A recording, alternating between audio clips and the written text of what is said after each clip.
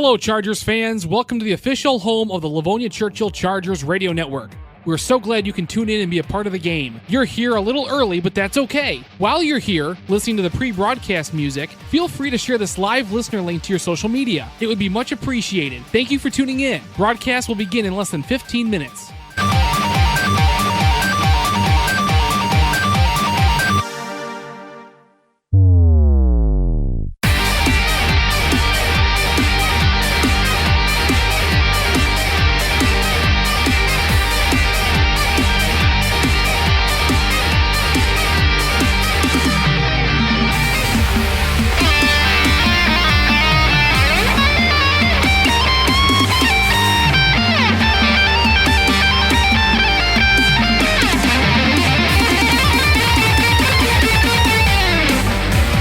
A Livonia tradition continues, and now we're a part of it. You're listening to the home of the Livonia Churchill Chargers radio network.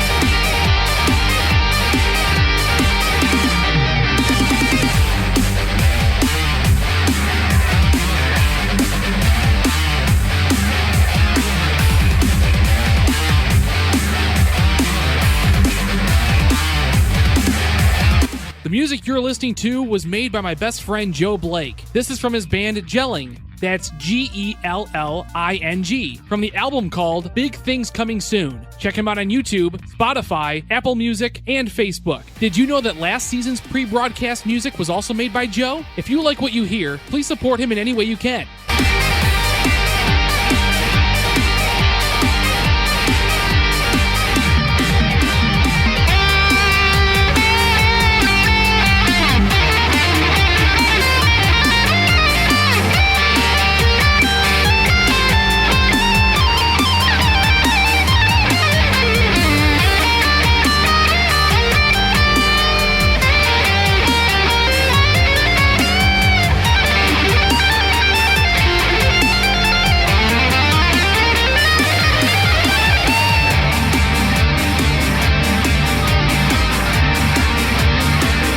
This is your home for Livonia Churchill Chargers football. Broadcast begins in 12 minutes.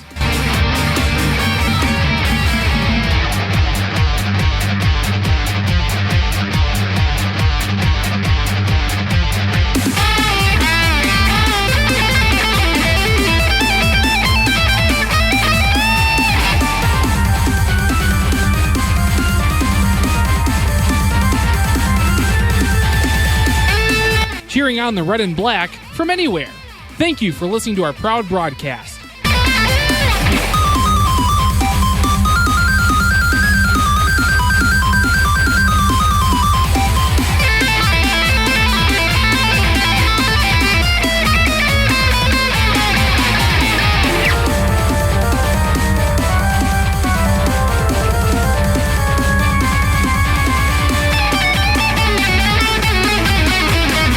This is your home for Livonia Churchill Chargers football.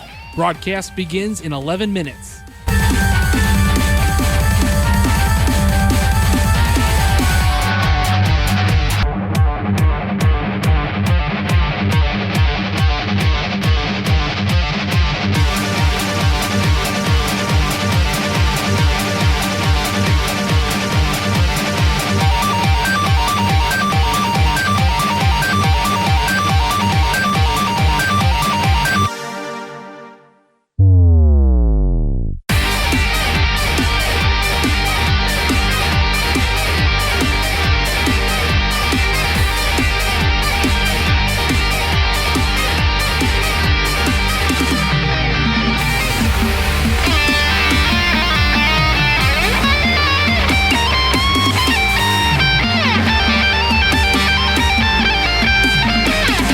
You're here a little early, but that's okay.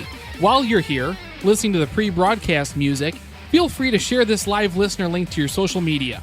It would be much appreciated. Thank you for tuning in.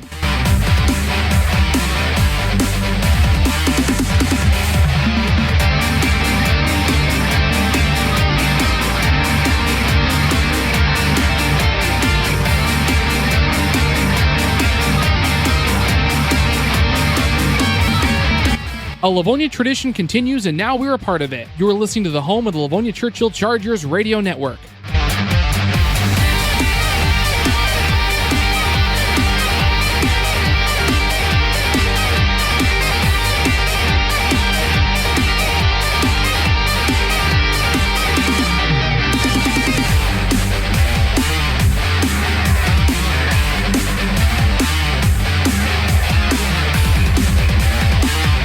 This is your home for Livonia Churchill Chargers football. Broadcast begins in 9 minutes.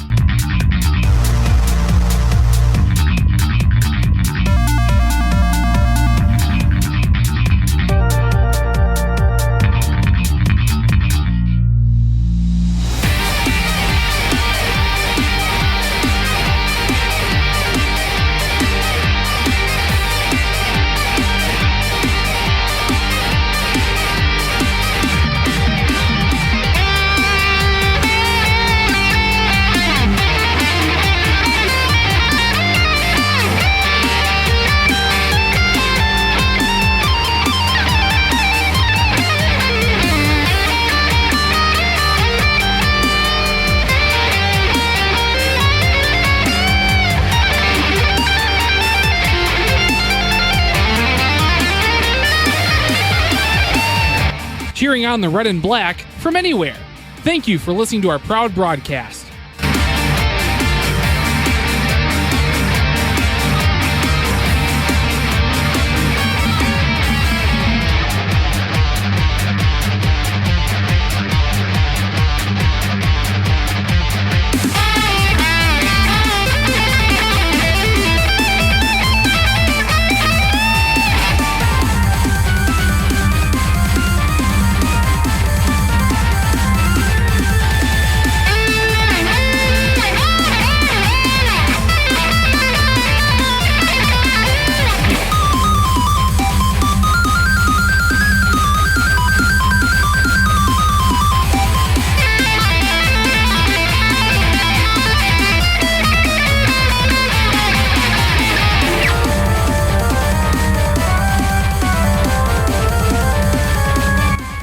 This is your home for Livonia Churchill Chargers football.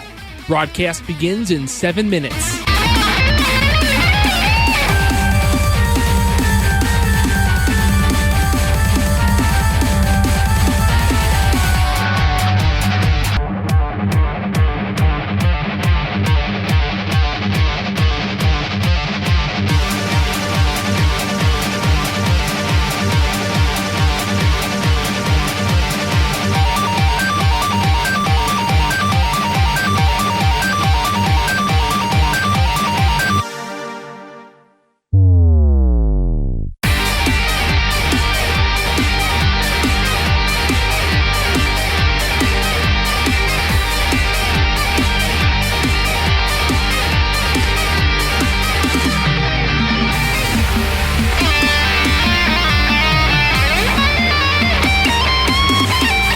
The music you're listening to was made by my best friend Joe Blake. This is from his band Gelling. That's Gelling, from the album called Big Things Coming Soon. Check him out on YouTube, Spotify, Apple Music, and Facebook. Did you know that last season's pre-broadcast music was also made by Joe? If you like what you hear, please support him in any way you can.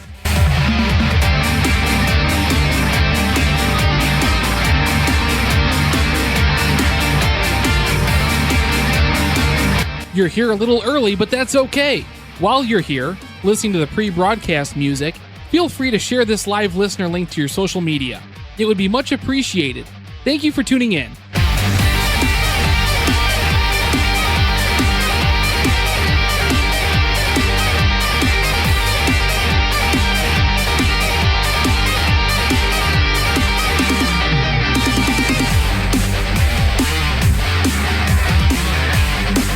This is your home for Livonia Churchill Chargers football. Broadcast begins in 5 minutes.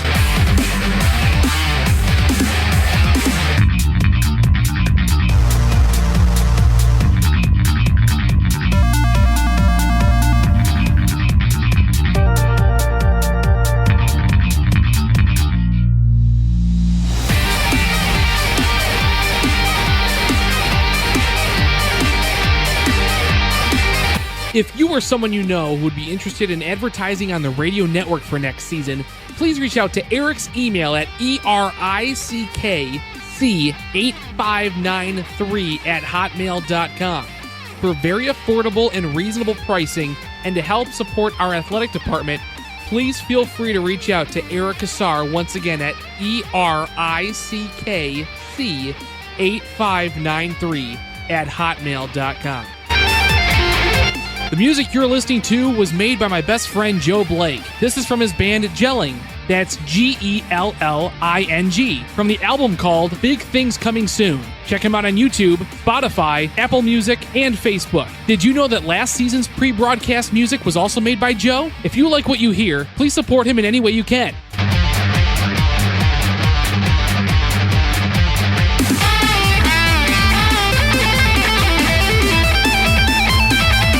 You're here a little early, but that's okay. While you're here, listening to the pre-broadcast music, feel free to share this live listener link to your social media. It would be much appreciated. Thank you for tuning in.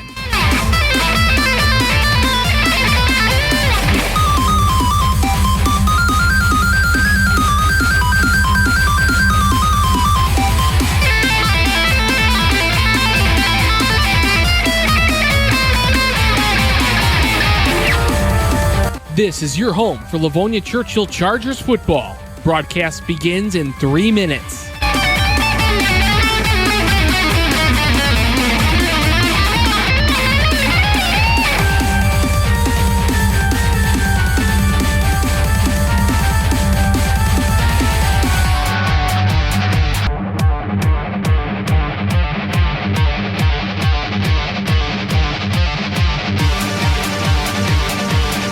The music you're listening to was made by my best friend Joe Blake. This is from his band Gelling.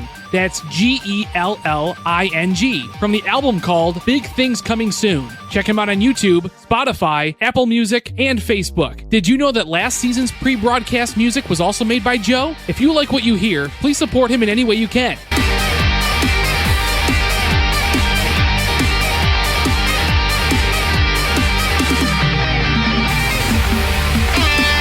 If you or someone you know who would be interested in advertising on the radio network for next season, please reach out to Eric's email at erickc8593@hotmail.com. For very affordable and reasonable pricing and to help support our athletic department, please feel free to reach out to Eric Kassar once again at erickc8593@hotmail.com.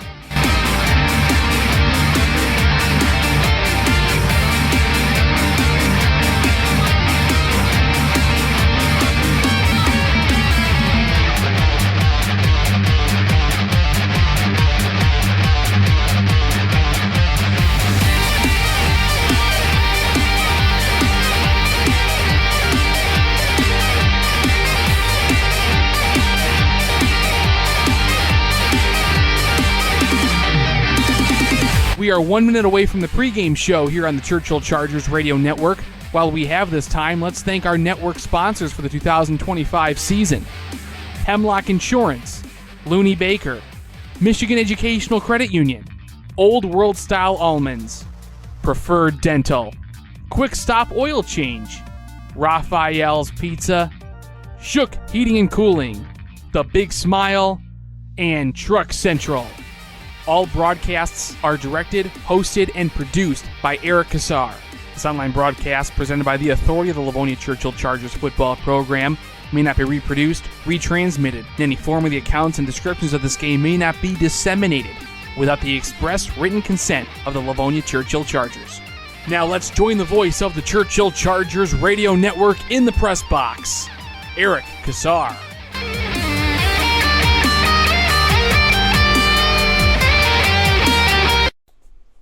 Partly cloudy skies, around 65 degrees. Winds as much or as low, depending on how you think about it, at around 6 miles an hour as we're an hour away from kickoff here at Week 7. Hello, everybody. Welcome to Dearborn Fordson, home of the Dearborn Fordson Tractors.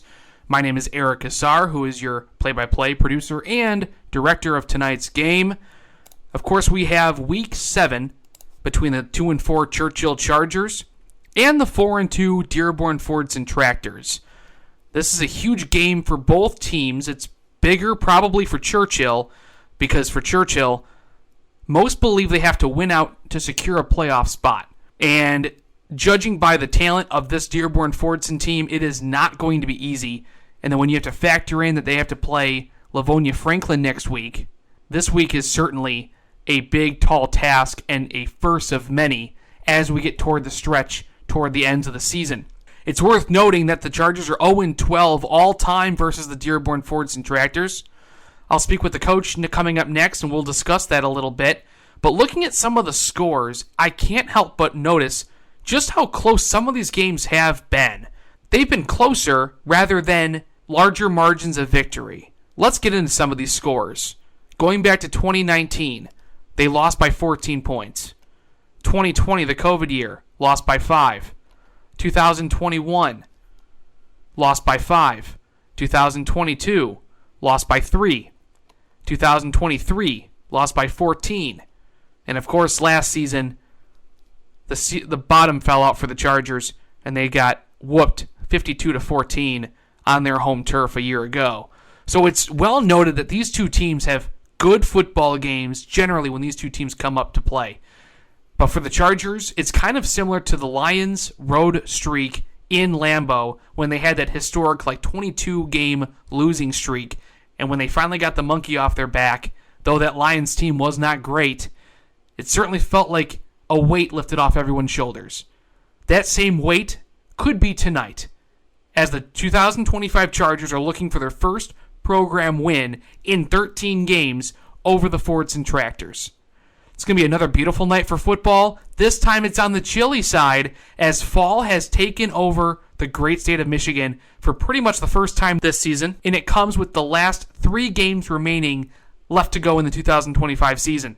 As aforementioned, the coach will join me in the booth to talk about what happened in last week's loss, though almost an epic comeback against the John Glenn Rockets, and he tells us what he looks forward from this tough Tractors team coming up tonight.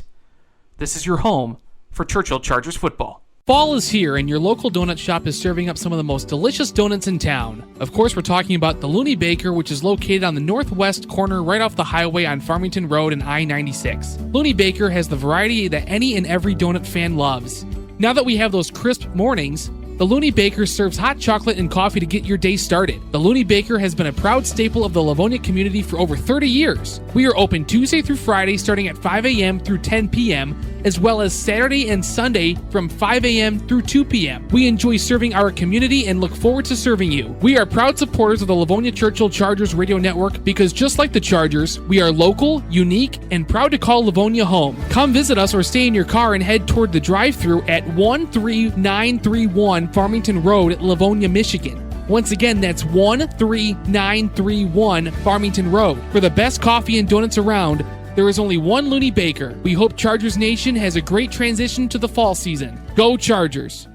We in the greater Detroit area take great pride in our cars. We want to ensure that they are taken care of with the kind of care that will prolong the life of our beloved vehicles. Well, our friends over at Quick Stop Oil Change in Redford Township on the south side of Plymouth Road and east of Inkster can provide all of the tender loving care your car needs. With over 270 hours of training and the ability for you to stay in your car for most repairs, these professionals are who you need to trust to service your car. Just as their name states, they provide very quick oil changes. They also provide top-notch other services including radiator flush, transmission flush, fuel injection cleaning, air filters, cabin filters, and so much more. Proudly serving the community for over 30 years, Quick Stop Oil Change has been a staple in car care. They are open 7 days a week, so there's never an inconvenient moment for your car should it need service. Quick Stop Oil Change are proud sponsors of the Livonia Churchill Chargers radio network, and they want to show you why. Their address is 26385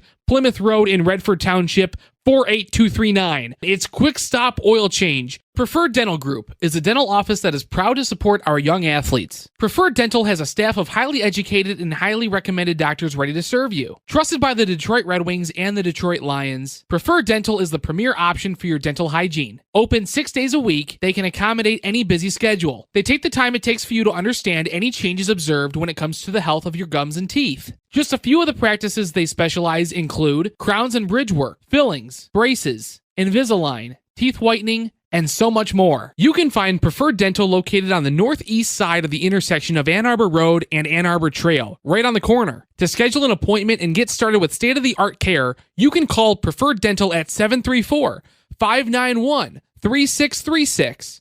Once again, that phone number is 734-591-3636. Or you can visit their website at preferreddentalgroup.com. That's preferreddentalgroup.com. Trusted by the pros and the official mouth guards of our young Chargers.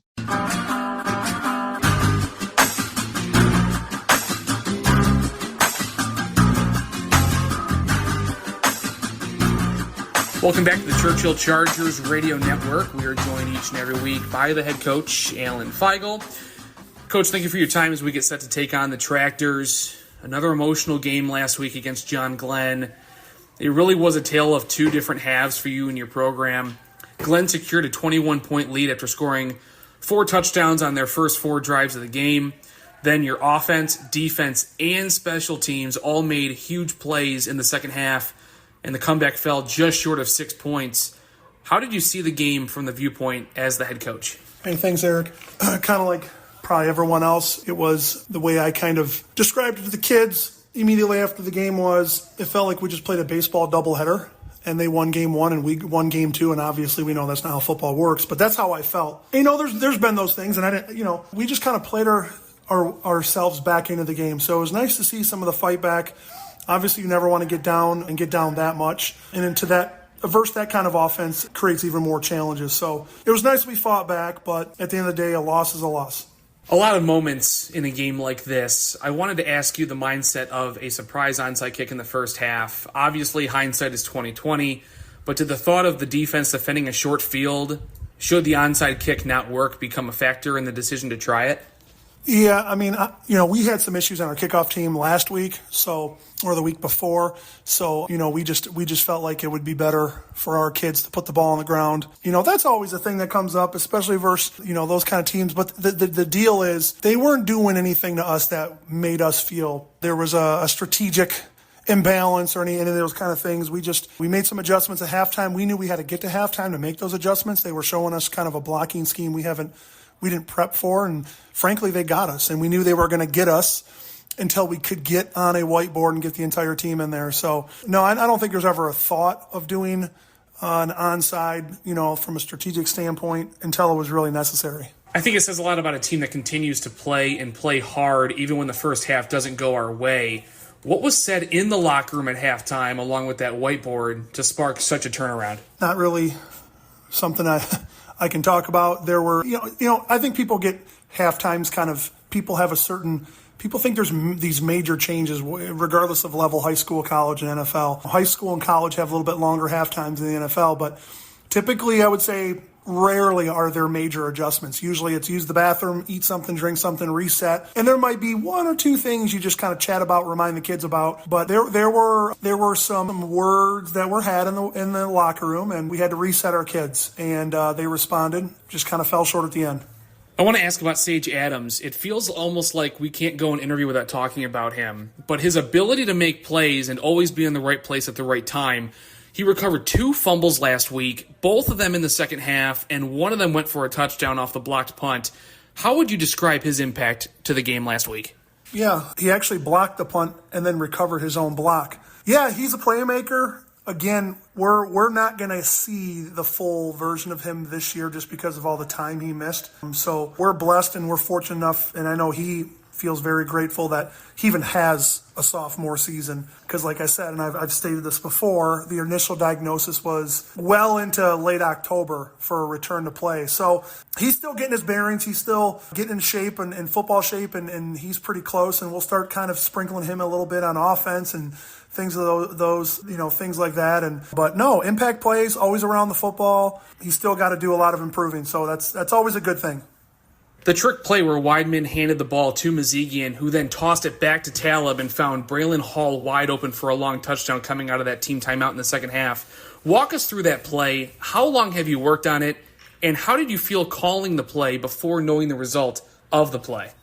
Yeah, when you get into gadgets, I don't know a certain way of doing it. There's no right way, there's no wrong way of when you call it, how you call it. It's a feel thing, and honestly, that's been something we've practiced in our program probably since 2018, 2019. That's kind of one of our 3 or 4 gadgets. I think every team has a gadget or two. No, it's a flea flicker. It's a reverse flea flicker, and it's a long developing play, so you got to trust the kids can stay on their blocks long enough. And, it's one of those things like, hey, what would they least expect right now?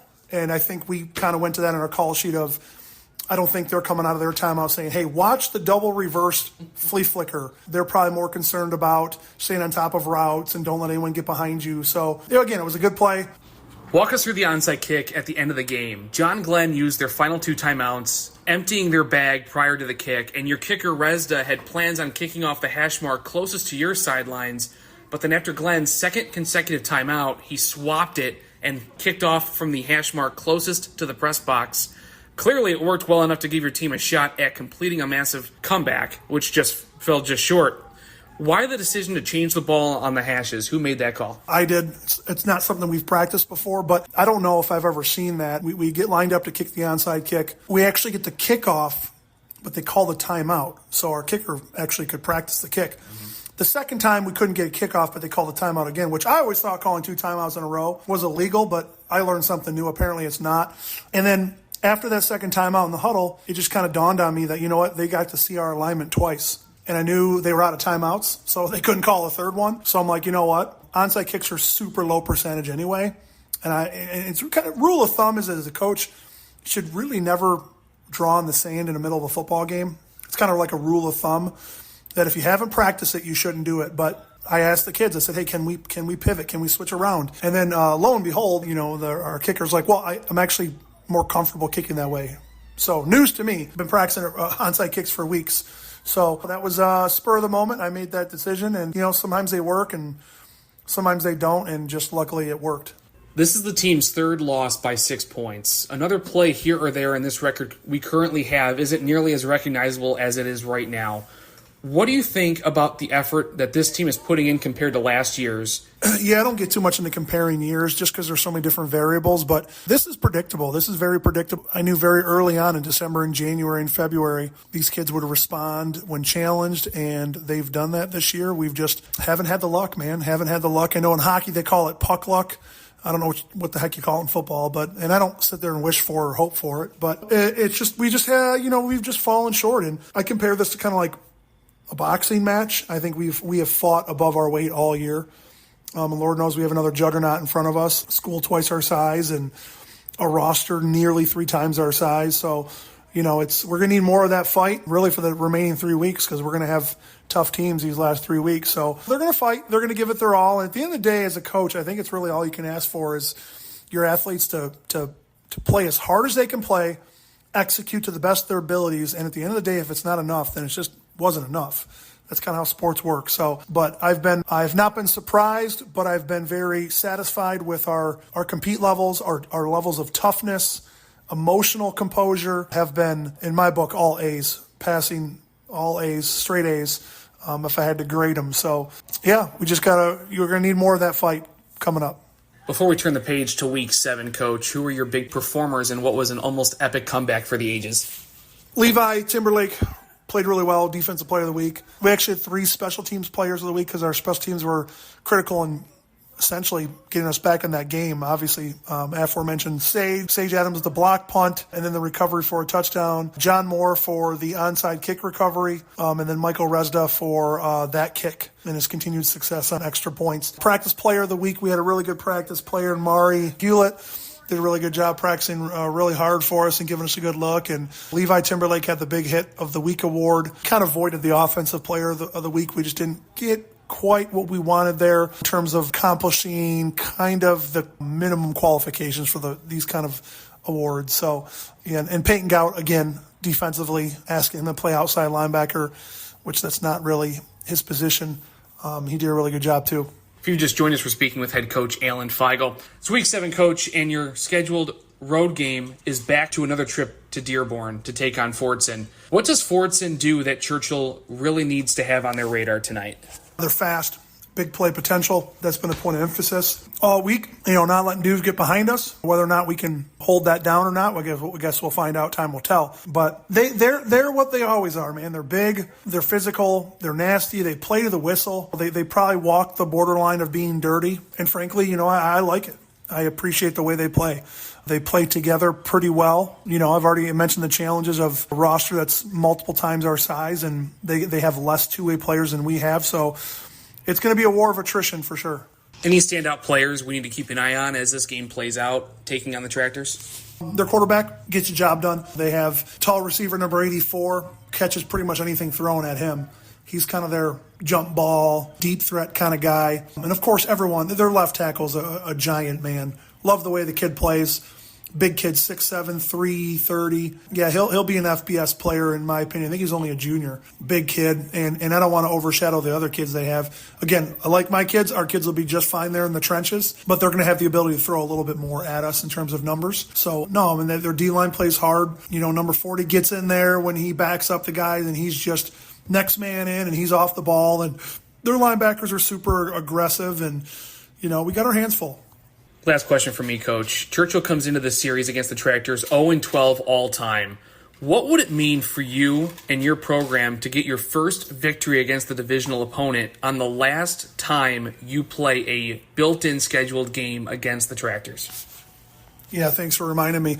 We don't really talk too much about that because I can't control. We've played them close several times, and there's been several times it hasn't been close. So, I think they know. They know we're going to play hard. Our kids are well coached, and whether that's good enough, again, time will tell. But no, it's just one of those things. It's bittersweet because on one hand you appreciate playing a super big, fast, physical team. Again, I can only worry about what's in front of my face. And to me, our goals of making the playoffs, they're still there. We'd have to win out the last 3 games. This is just kind of the first game of that, and I'm not gonna miss them. I'm not gonna miss Dearborn and Fordson and Belleville. We're not gonna miss those guys. So that's with all due respect. But looking forward to rising to the challenge for sure. Coach, thank you for your time, and good luck tonight against the Fordson Tractors. Thanks, Eric. That was Churchill Chargers head coach Alan Feigl, who is placing final preparations as he battles the Tractors and earn the program's first ever victory against the heavy machinery. Coming up next, we'll have your last week look back. We have a lot to unpack from last week against John Glenn. We will also capture the Tractor Marching Band live. This is your home for Churchill Chargers football. Hello, Chargers fans. I am joined by the owner of Raffaele's Pizza, Mike. Mike, thank you for being a proud sponsor of the Chargers Radio Network. Thank you for having me here, Eric. Let's talk about difference makers, Mike. What makes Raffaele's Pizza a difference maker? Well, Eric, our dough is freshly made every week. We let it rise to a certain point, and we use a 2-blend cheese with our unique sauce, prepared the same way how they do it in Italy. I consider myself to be a pizza aficionado, and I have to agree. This is hands down the best pizza I have ever had. Your attention to detail from start to finish when it comes to preparing your pizzas is simply unmatched. Everyone knows that it takes more than one player on a team to be successful. What else does Raffaele's Pizza make? Eric, we have our specialty pizzas that are unique to Raffaele's Pizza, and we have breadsticks, traditional, cheese breads, salads, wings. What are your hours and location, Mike? We're open Thursday through Sunday, 11 a.m. to 9 p.m. We're located at 26417 Plymouth Road, Redford Township. You can give us a call at 313-952-2002. We are on Slice 2 if you want to order online. Thank you very much for your support, Mike. Thank you, Eric. Go Chargers. Where do you go for top-notch care for your child's braces? The Big Smile, of course. The Big Smile has been providing amazing smiles for almost 65 years. Whether your child is still in grade school, growing up too quickly in middle school, or working toward those senior photos that will be remembered for a lifetime, the Big Smile wants to be there every step of the way to ensure your child's smile is as amazing as they are. Located on 7 Mile and just west of Farmington, right next to the Livonia Italian Bakery, the Big Smile is never far away from you and your family. Whether your child needs metal braces, clear braces, or clear aligners, the Big Smile wants to earn your trust in your child's dental care. They have state-of-the-art technology when it comes to capturing every angle of the inside of your mouth with the help of 3D computerized imaging. X-ray X-rays can be helpful, but can sometimes miss specific details when it comes to fully understanding what is going on behind the smile. The Big Smile is always looking for ways to give their patients the best experience possible. Call the Big Smile today at 248-471-1555 for your free consultation. 248-471-1555. Shook Heating and Cooling, a local company based out of Livonia, Michigan, wants you to be cozy this fall season, warm in the winter season, and cool in the summer season. Shook Heating and Cooling is your one-stop shop for all things HVAC. Their team of experts are incredibly diverse and knowledgeable when it comes to the service for their customers. Whether it's a residential or commercial job, Shook Heating and Cooling covers all aspects of comfort. They can assist with hot water tanks, furnaces, air conditioners, humidifiers, ductwork, new construction HVAC projects, and even offer maintenance contracts that entail proactive inspections on your units, priority service calls, and scheduled timely maintenance visits. Open 7 days a week from 7 a.m. to 7 p.m., Shook Heating and Cooling is always available when you find yourself in a pinch when the comfort at your house and or your business has a lapse of inconvenience. Check out some of their proud work and projects at shookhvac.com. Give them a call at 734-658-5330. Shook Heating and Cooling is the official HVAC team of the Livonia Churchill Chargers radio network. Go Chargers!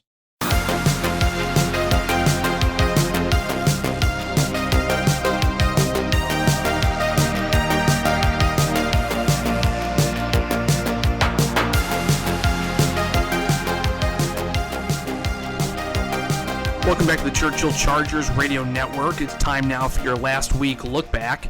The Chargers and Rockets found themselves at 2-3 and was facing a pivotal Week 6 matchup between the two teams. With playoff aspirations, being 3-3 was going to look a lot different than 2-4. On a beautiful fall evening, Glenn received the football to begin the game. They went down the field and scored on their opening possession. It's the full house tee. Goes Mikliad Sesson. It's going to be a quarterback keeper rolling right. Wide open is the fullback.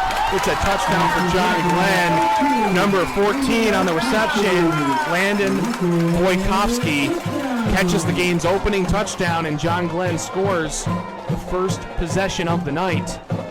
And it's 6-0 Rockets. After the offense couldn't get much going, Glenn put it in the end zone again, but this time it was in the second quarter. And so far, Mikliad Sesson's been 2 for 2 throwing it whenever they decide to. And here comes another pass. Mikliad Sesson rolls out, passes to Michael Gray, who makes a one-handed catch into open territory, breaks a tackle, and heads into the end zone for a John Glenn touchdown. A 39-yard pass from Mikliad Sesson. It's his second of the night, and Michael Gray catches his first one. And John Glenn extends their lead 13-0 for the home team. The offense had a big spark following that touchdown from our senior quarterback, who helped cut the deficit in half. It's currently 14 points. 7 points would make it 14-7. John Glenn, 39 yards away from that happening. 3 receivers on the field for Churchill. Mazigian, Weidman, and Moore are your receivers. Talib in the gun, puts Braylon Hall in motion, making it an empty backfield. It's going to be a quarterback keep for Ali Talib running up the middle, has plenty of running room. The 20, the 10, the 5. It's a touchdown for the Chargers. No flags on the field. Untouched goes Ali Talib. And a 39-yard touchdown run does, in fact, cut that lead down in half with a PAT pending here at John Glenn. Following the Chargers' touchdown, a surprise onside kick was attempted by the Chargers, but the Rockets were ready. Michael Resda with the kick. It's going to be a short squib kick, an onside kick attempt. It's going to be fielded by John Glenn. It doesn't work. We've seen a short kick from Michael Resda earlier tonight. We saw an onside kick attempt try to catch John Glenn off guard. Doesn't work, and as a result, they'll start 1st and 10 from midfield, and that really backfired.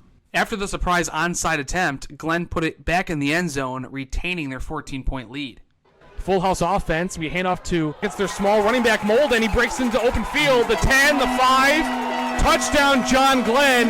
He carried it up the middle. He broke it out right, took it down the Charger sideline, and was untouched as the small speedster scores for John Glenn their 3rd touchdown of the night.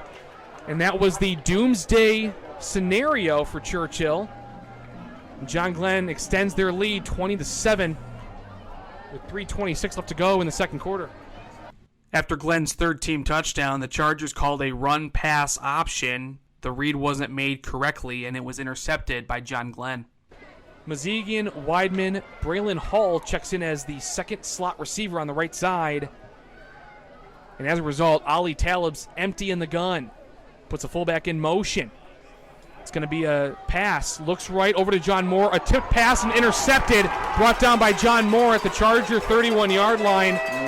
He threw into traffic looking for John Moore, and it was tipped in the air and then intercepted by Jay Rich of the John Glenn Rockets. Sets up John Glenn. 1st and 10 from the 31-yard line. And momentum is clearly in the favor of John Glenn tonight. Following the John Glenn takeaway and a short field, Glenn would once again score on their 4th possession of the first half. 2nd down and 6 in their full house offense with just minutes left to go in the first half. It's going to be a handoff to Michael Gray running left, follows his blockers, has running room in daylight, breaks into open field, the 5, touchdown John Glenn. Their 4th touchdown, Michael Gray with another one. And now it's 27-7, John Glenn. At halftime, it would be 28-7 John Glenn, as you heard on that last cut. The Rockets dominated on both sides of the ball, but Churchill would receive the third quarter kick, and they made the most of it. 2 yards away from their second team touchdown. Talib in the gun, Isaac Snead in the backfield, John Moore out there by himself. It's a direct snap for Ali Talib, puts his head down. Looks like he carried it over the goal line, and he did. Touchdown, Churchill Chargers. Ali Talib's second rushing touchdown of the night. But for Churchill, that was their second team touchdown. Brings the score within 15 points with a PAT pending. Following the big play on offense, the defense had to hold up their side of the ball for a comeback to be attempted, and they did just that. This is the time right now to get a stop. The clock stops on 1st and 10. You will not see that again for the rest of this game from this John Glenn offense. A stopped clock after 1st and 10. This is the time to get off the field. It's a handoff to their running back, and it looks like he fumbled the football. Churchill saying they've got it. In a scrum, it's Charger football. Recovered by Sage Adams at the 41-yard line. And Churchill gets the stop I've been begging for tonight. The offense, fresh off of the first takeaway of the season, couldn't capitalize on the big play from their defense. Churchill staring at the biggest play of the night so far, down 2 touchdowns, with an opportunity to make it a 1-touchdown deficit. 4 receivers on the field, Ethan Mazigian, Levi Timberlake, Carter Brown, and John Moore are your receivers. Talib in the gun, takes the snap, has time. John Glenn pressures, he's going to take off with it, throws as he gets hit, falls incomplete, well defended by John Glenn. They turn it over on downs, and it's a missed opportunity for this offense following the first takeaway of the season by Sage Adams. This offense falls short, and John Glenn will get the football. Moving to the fourth quarter is where big plays from both sides of the ball from both teams took place. John Glenn's punter had trouble fielding both of his punts last week, and this time it cost him and his team points. So now they're going to punt. John Moore and Braylon Hall are standing at their own 42-yard line. The punter drops the ball, and the punt's blocked. The ball goes into the end zone. It's a live football. Churchill recovers it, and that was Sage Adams, who looked like blocked the punt and recovered it for a touchdown for Churchill. Wow, what a turn of events. The punters had an issue fielding the ball following the snap, and this time it costs John Glenn, and Churchill scores their 3rd touchdown of the night.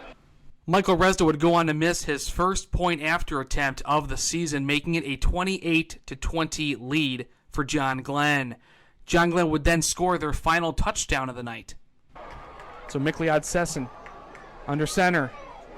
Takes a snap. It's going to be a play-action pass. Looks, flips it over to an open receiver, number 14, wide open, green grass in front of him. The 14, the 30, the 20, the 10, the 5. It's a touchdown for John Glenn. They left him open again. It was Landon Volkovsky. He burned him earlier in the game. He burns him again. Just ran a simple flat route. Now he had Mikliad Sesson had a defender in his face, but he hung in tight, made a terrific throw. And that's going to be a 55-yard touchdown pass and a backbreaker for Churchill. The Chargers, now down 14 points, had to come up with a quick way to score quickly. They did just that coming out of the team timeout. Winner of this game goes to 3-3. Loser goes to 2-4. Talib in the gun puts Delvin Weidman in motion across from him. It's going to be a handoff. Now a double end fake.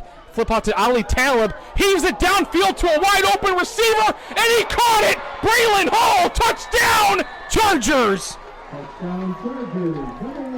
How about that for a timeout team rally? A handoff to Weidman. Handed off to Ethan Mazigian. Tosses it back to the quarterback. And wide open down the field was Braylon Hall down the Chargers sideline. And Churchill strikes and is within 8 points with a PAT pending. So with both teams missing their point after try, it was a 14-point lead with a PAT pending for the Chargers. They opted to go for 2 to make it a 6-point deficit. Following that razzle-dazzle touchdown, here was the call. Talib in the gun. Rolls right. It's going to be a pass. He surveys his options. Has a wide open receiver. It's caught. Looks like by John Moore. 2 points are good. And it's a 6-point lead for John Glenn with 1:18 left to go. A terrific play call, and he got loose in the back corner of the end zone, and Talib found him. So John Glenn holding on to a precious 6-point lead at this point in the game with less than 1 minute and 20 seconds left to go. Had to recover a odds-favorable onside kick attempt that the Chargers were going to attempt. Glenn had called back-to-back timeouts to prepare for the play. Perhaps the coach iced his own hands team. Timeouts. Now Michael Rez is going to move the ball to the closest hash mark to us on the John Glenn sideline. That's the first time we've seen that of 3 attempts here on this onside kick attempt.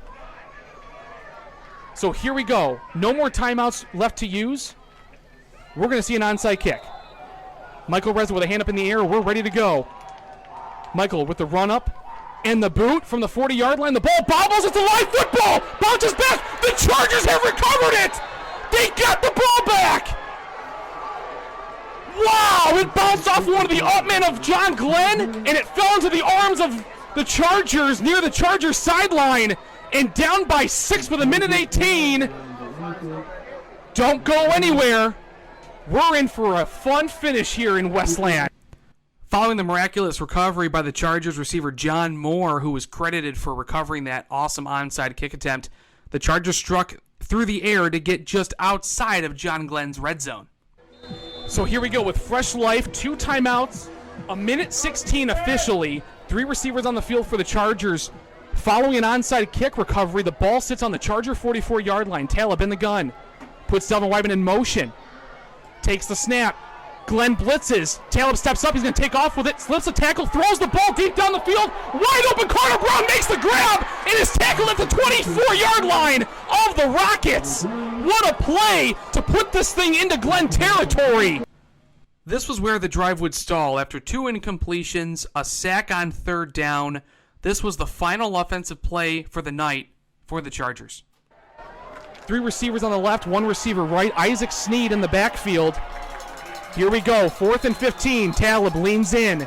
John Glenn's going to rush forward, takes the snap, looks left, steps up, throws it, tipped and incomplete. And that's going to be your game from John Glenn. A tip pass at the line of scrimmage falls incomplete. The Chargers' comeback is halted with less than 30 seconds left. John Glenn's going to walk out of here with a win, and they'll go up 3-3 on the season. And Churchill falls to 2-4, and Churchill will lose 4 of their last 5 games in the middle part of the season here of the 2025 season. The Chargers are now 2-4 and need a few big wins with some tough competition ahead of them. It's going to take a program-wide effort to take on the talented and explosive Dearborn Fordson Tractors. And we'll have it here within about 15 minutes from now. This is your home for Churchill Chargers football. Do you want to keep more money in your pocket? It's easy with Michigan Educational Credit Union. For more than 80 years, MECU has helped their members save money with exceptional savings, loan rates, and lower fees. MECU isn't just for teachers anymore. They now proudly service the community. With 6 branches in the Metro Detroit area, including their Livonia branch, which is located in front of the Westbourne Market on Middlebelt Road, just south of 5 Mile. And with MECU's convenient digital banking service, you'll always be close to your accounts. And MECU membership is open to anyone who lives, works, or worships in Wayne, Washtenaw, Oakland, Macomb, Livingston, and Jackson counties. To learn more about MECU and join online today, go to mishedcu.org. That's MICHEDCU.org. Michigan Educational Credit Union is the official credit union of the Livonia Churchill Chargers radio network, federally insured by the NCUA. Hemlock Insurance Group, located in Plymouth, Michigan, has been providing families and businesses owners peace of mind. Specializing in home, auto, and commercial insurance, Hemlock Insurance understands the importance in making sure their clients understand their policy and what they are paying, as well as what they are receiving when it comes to protecting what matters most, their properties. Our mission is to help prepare you for what's coming well before that worst day happens. Whether that's offering proactive education to enable better decision-making, consultative conversations to mitigate rising premiums, providing access to coverage options, or navigating other exposures.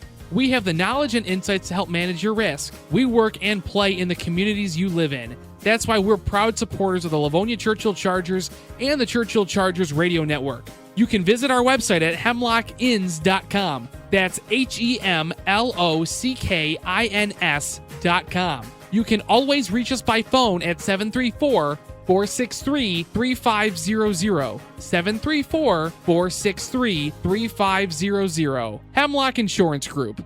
What's cooler than listening to your favorite high school football team? Well, I am glad you asked. Truck Central has been providing accessories and protection for your favorite vehicles. Whether it is spraying bed liners, undercoating, custom leather interiors, heated seats, or tonneau covers, there's endless ways to not only protect your favorite car or truck, but to give it that stylish custom edition. Located off Plymouth Road just east of Levan in Livonia and open Monday through Friday from 8 a.m. to 4:30 p.m., Truck Central is your trusted team to handle all of your custom car or truck needs. Need a quote before you take your car in? Head over to our website at truckcentralmi.com and click on Request a Quote. Fill out the form and we will get back to you with all the information you need. You can call us at 734-237-1797. Once again, that's 734-237-1797. We have over 90 years of combined experience. We are proud to service our communities, and we are honored to support the Livonia Churchill Chargers. Support local, such as we do. Let's turn the vehicle you have into the one you can't live without. Only at Truck Central in Livonia.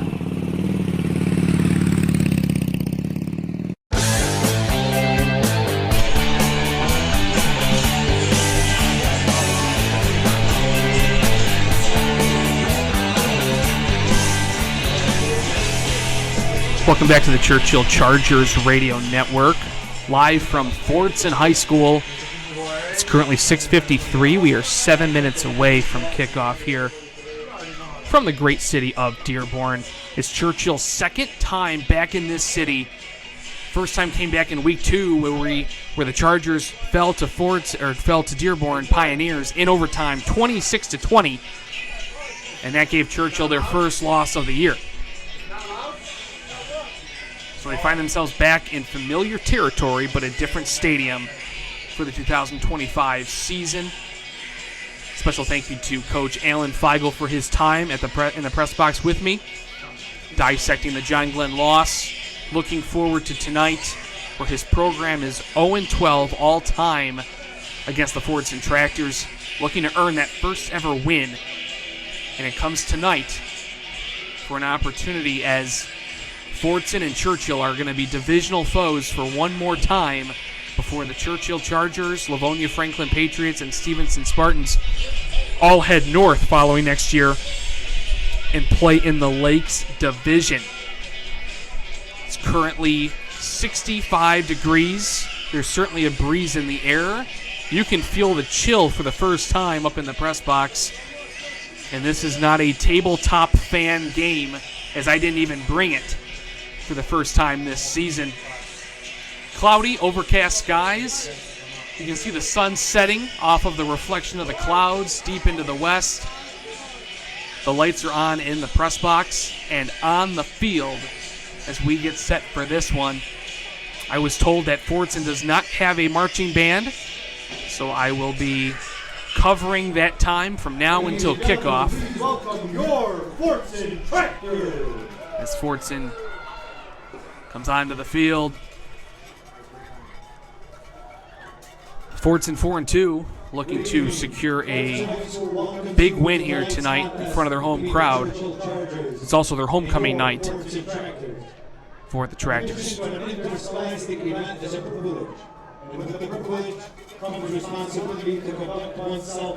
Fordson wearing their all-blue jerseys and pants, yellow lettering, yellow helmets. Churchill comes into this one wearing red pants, white jerseys, red lettering, and of course, their black helmets. Failing to hide the Fordson High School sportsmanship expectations will result in your removal from the facility. Your Churchill captains were number 10, Ali Talib, number 2, Ethan Mazigian, number 75, Isaac Groff, and number 22, or rather, number 12, Aaron Cerrone. Those were your captains for tonight's coin toss. We don't know who won the toss and who elected to receive or defer for the second half. We'll give you that information as we have it. We'll turn it over to the PA announcement for the national anthem. Fordson Director of Athletics has a very special announcement.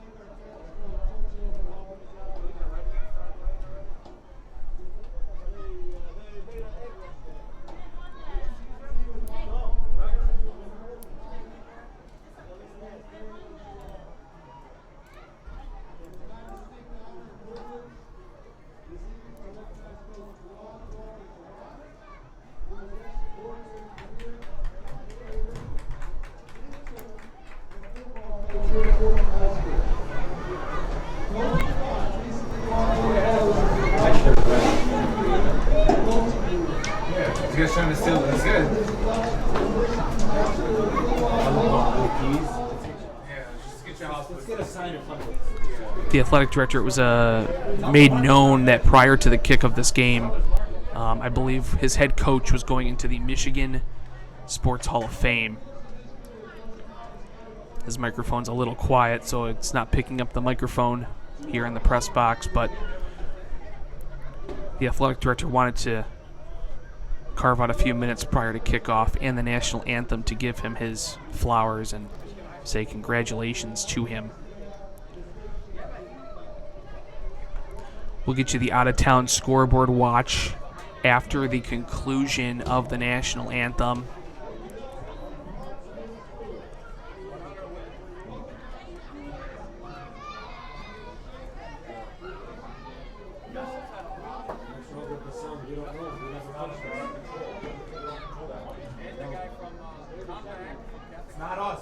Once again, if you just joined us, we are live from Dearborn Fordson High School, home of the Tractors. Churchill trying to secure their first ever program victory over the Fordson Tractors. 0-12 all-time coming into tonight's game. The Chargers have 3 losses of 6 points in this season, and then the 21-point loss to the Belleville Tigers. This is a Chargers team that, though the wins aren't as in abundance as we would like, this team has shown a lot of fight, a lot of effort, and as mentioned in the pregame show, a play here or there, and this record could easily be flipped. or it could be as superior as a 5-1 record.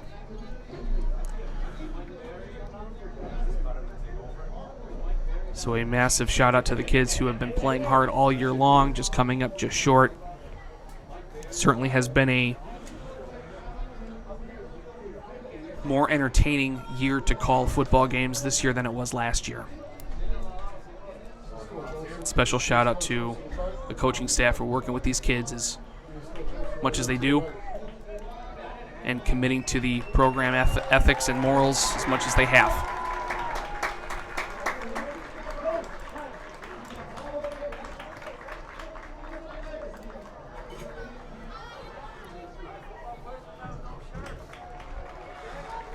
So the AD finishes his speech, gives his head coach a big hug, congratulations. The Dearborn Fordson Tractors have created a circle at the 50-yard line near the sideline of the Fordson Tractors, honoring the coach's achievement. And the coach is going to say a speech.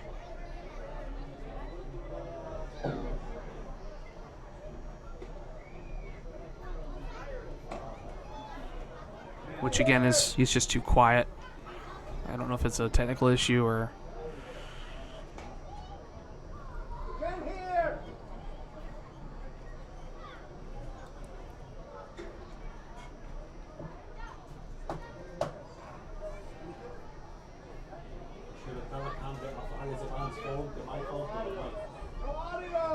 It's out of our control.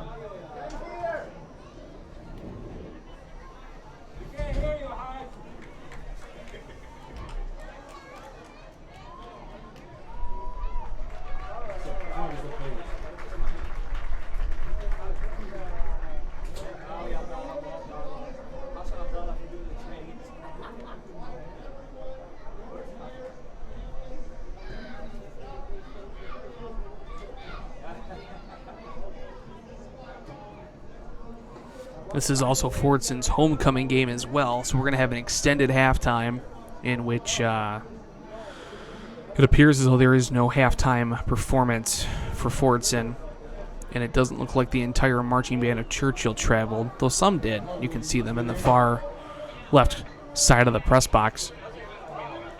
So we'll figure out a way to fill that time. Of course, I'm sure they'll announce a king and queen and all the other festivities that come with the press or the homecoming game on homecoming night. I believe ours will be next week, where we host the Franklin Patriots. Fuad, Walker, Saban.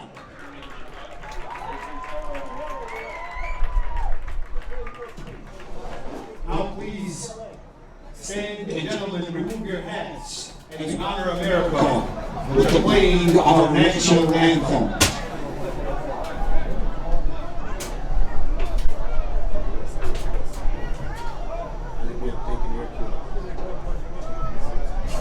Let them get down with this picture.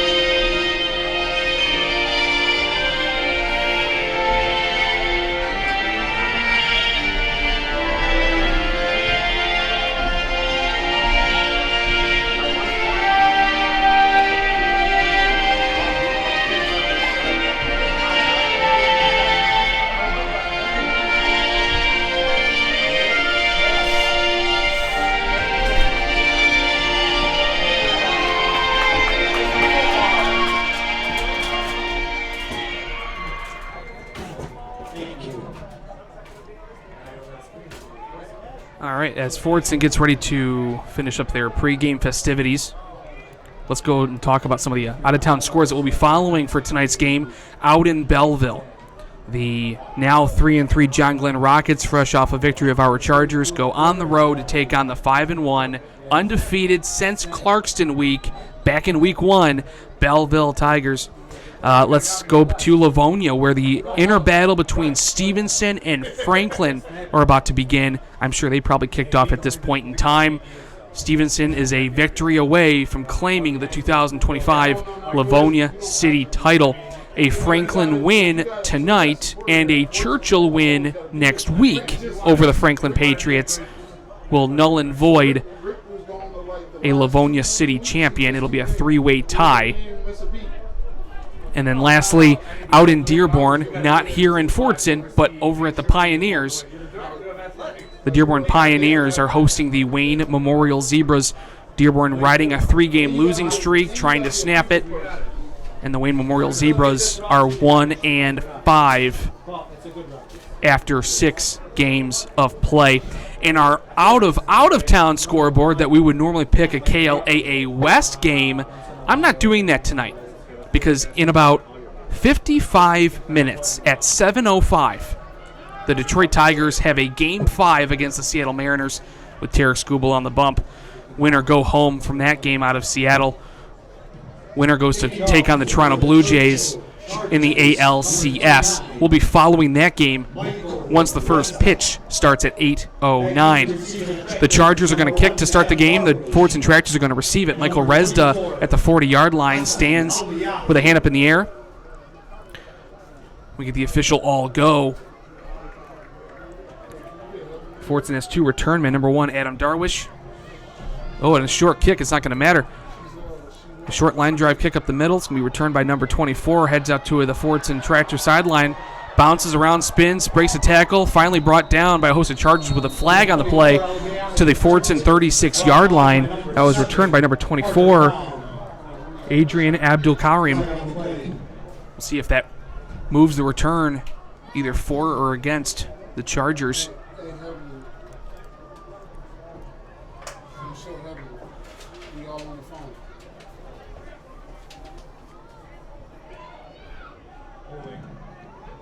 And it was a holding against the Tractors. So that'll move it back 10 yards, or at least where the spot of the foul was called. It'll be 1st and 10, Dearborn Fordson.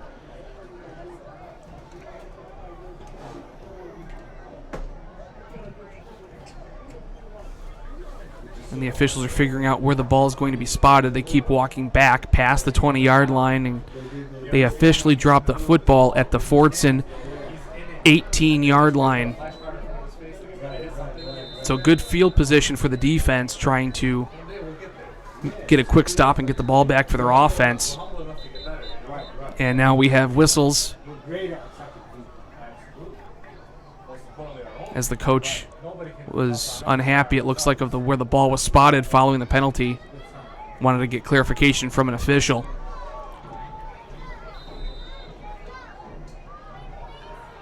So Fordson lines up with 3 receivers on the field, 2 left, 1 right.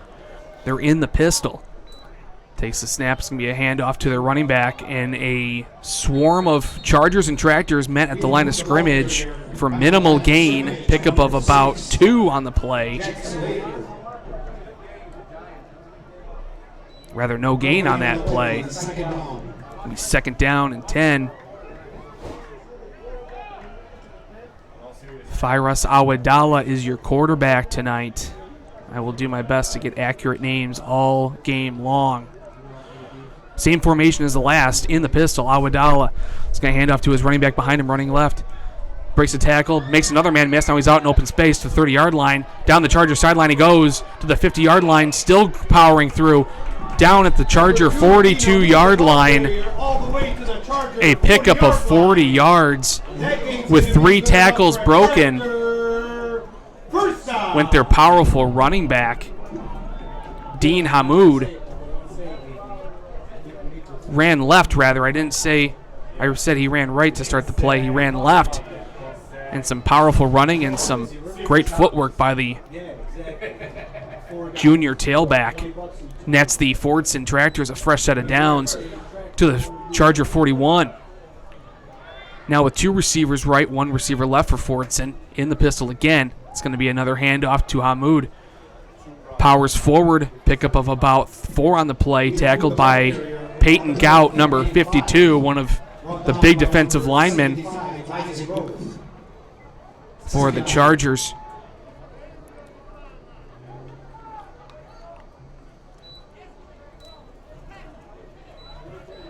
For this defense, it's going to be about consistency because Coach talked about the explosiveness of this offense, the ability for them to make plays out in space. We saw it already on the first drive of the night. Sticking with the pistol. Awadallah. It's going to hand off to Hamoud up the middle. No gain, maybe even a loss of 1. That defensive line wreaks havoc yet again. Peyton Gout with the stop on that play. Now it's going to be 3rd down and about 7 for Fordson. It'll be their first 3rd down of the night. Perhaps we'll see our first pass play coming from the Tractors. This time they come out in the gun. 2 receivers close to the right side of the offensive lineman. Awadallah takes a snap, looks, steps up, throws. Dropped incomplete by number 85. Their big tight end running over the middle, Ibrahim Farouk. And that's going to be 4th down and 7. And it looks like the Tractors are thinking about what they want to do, and then they send out the punt team. And the fans grow a sigh as they had a great 2nd down carry that went about 40 yards, and then the drive stalled after that. So 1 first down for Fordson. Not too bad for the Chargers defense, getting off the field and keeping the game scoreless here, 0-0. It was a drive that took off about 2 minutes and 40 seconds of play. Braylon Hall standing at his own 10-yard line, although I doubt this will be a return punt. A bad snap, but no pressure. It's a low kick toward the Dearborn sidelines, and not a good one. It's going to go out at about the 31-yard line. It was a net punt of about 6 yards. And this offense will have great starting field position. And if this offense stays as hot as they did last week in the second half against John Glenn, they're going to put up some points tonight. And they're going to have to keep up with this Tractors team. So 1st and 10 at the 30-yard line officially from the hash mark closest to us at the press box, the Fordson sidelines, comes Ali Talib and his offense. They come out with Braylon Hall to start the game at running back. He sets up at his left side, and he puts Braylon Hall in motion, making it an empty backfield. Talib takes the snap, looks, throws to Braylon Hall, running into the flats. It's caught and completed for a pickup of about 4 on the play. Be 2nd down and looks like 4. They're going to give him 6. 2nd down and 4 coming up for the Chargers. We have some very light sprinkles hitting the press box windows now. Shouldn't be a big factor tonight. I don't think we had rain on the forecast, but very light sprinkles tapping the glass in front of me in the press box.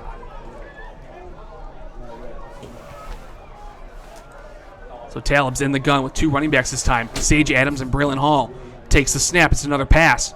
Talib looks left. Now he's going to take off with it. Slides down forward, picking up a 1st down at the Charger 41-yard line. And this offense with 2 good chunk plays, picking up a fresh set of downs. And back-to-back pass plays. I'm not sure if we've seen that so far out of this offense with the run-heavy scheme that they typically like to use. And the rain continues to fall from a sprinkle to a light rain at this point here at Fordson.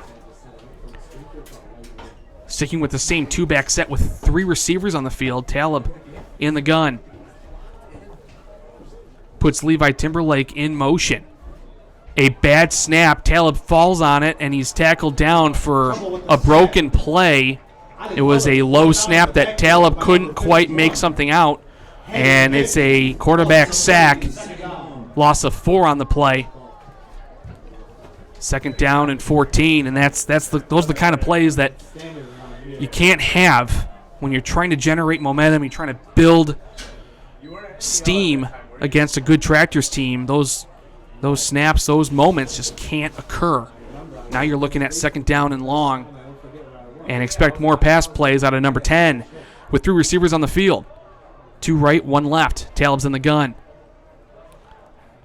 It's going to be a handoff, actually, to the running back. Isaac Sneed, no gain on the play. Brought down. I'm going to give that to number 10, Abasiyami. Now it's 3rd down and 15 for this offense. To earn a 1st down, they have to push it to the Fordson side of the field at their own 49. The ball currently sits at the Churchill 35. So I am quite positive we'll see a pass attempt on this play.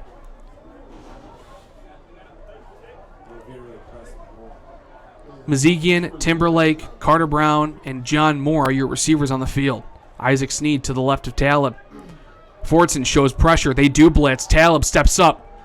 Bounces out. Now he's going to take off with it. Calls for a blocker. Has plenty of running room to the Fordson side of the field. The 40, the 30. A late flag as Taleb runs out of bounds at the Fordson 26-yard line. Fordson blitzed. Churchill picked it up. And Taleb had a lot of running room up the middle, and he took it. We have a late flag. It could be on Carter Brown, who is delivering a late block on a Tractor. The officials discuss, and it is a hold against the Chargers. Holding against the Chargers. Now it's going to be a spot foul, I think, because it was near the 40-yard line, I think, or rather the 50. Yeah, no, they're gonna move the ball all the way to the Churchill 42-yard line, so it negates a huge 3rd and 15 conversion. They'll replay 3rd down, but it'll be 3rd down and 9 this time. It's truly a disappointment because that play went about 40 yards from the Charger 35 all the way to the Dearborn Fordson 25. Takes it off the board. With 4 receivers on the field, Taleb in the gun, Braylon Hall at running back. Dearborn blitzes. Ellie Taleb tries to make something happen. He's not going to get around this time. He's brought down for a Fordson sack. The 2nd time this drive, and it will put an end to the drive. And a no-brainer here for the Chargers as they will punt following the 3-yard loss.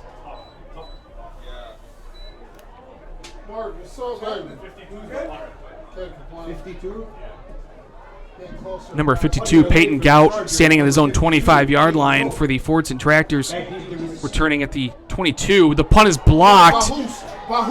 The punt was blocked by the Fordson Tractors, picked up by number 13, who also blocked it, and he falls into the end zone. It's going to be a face mask penalty on the Chargers, but a Fordson blocked punt, and they take it for a Fordson touchdown.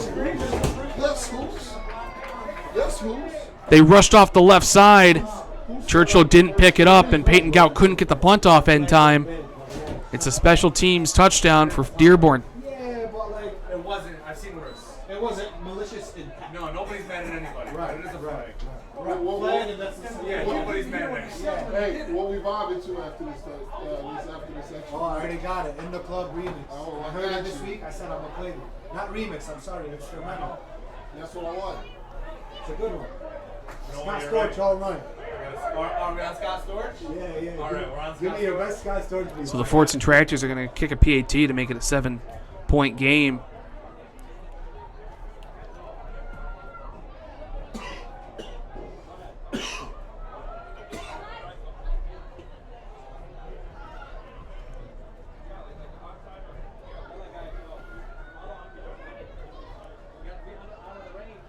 The officials are taking their sweet time getting underneath the field goal post, so here we go.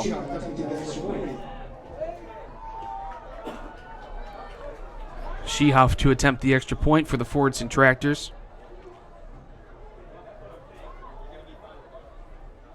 Spot is down, the kick is up, and the kick is blocked. So another blocked kick in this game on back-to-back tries. But But the Fordson Tractors strike first, go up 6-0 here in the first quarter.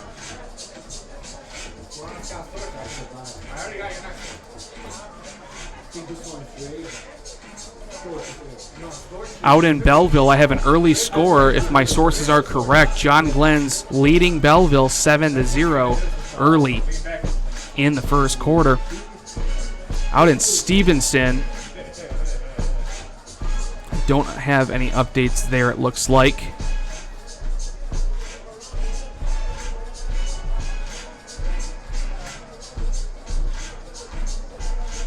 They're scoreless at Stevenson. I don't have an update for Dearborn or Wayne Memorial.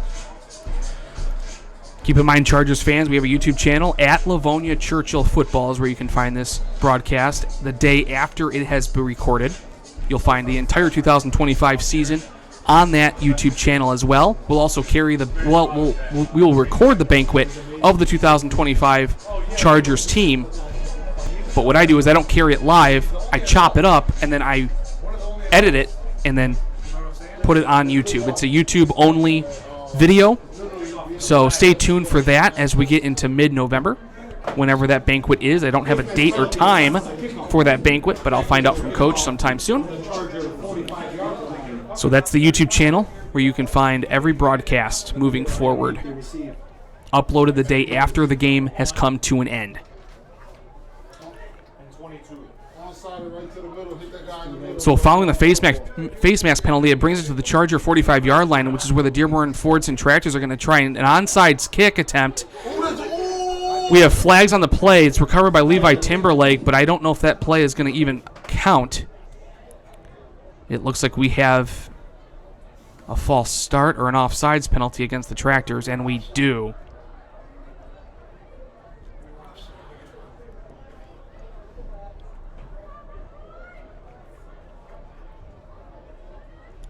So it's going to bring it back to the 50 midfield yard line. And you'd like to think that now that Churchill's prepared for a tricky onside kick, maybe they just boot this one into the end zone for a touchback. Now he's going back. Now they're going to kick it deep. Well, he's supposed to kick it deep from the get-go. That's why Osmond was on. So now she... This guy texted me that the music was too loud. So now Sheeha standing at his own 43-yard line, ready to boot this from midfield. Following the blocked punt that gave the Fordson Tractors the first score of the night, it's going to be a high overhanging kick into the end zone for a touchback. 6:07 left to go here in the first quarter. Thank you all for joining me tonight, week 7 of the Dearborn Fordson Livonia Churchill Chargers game.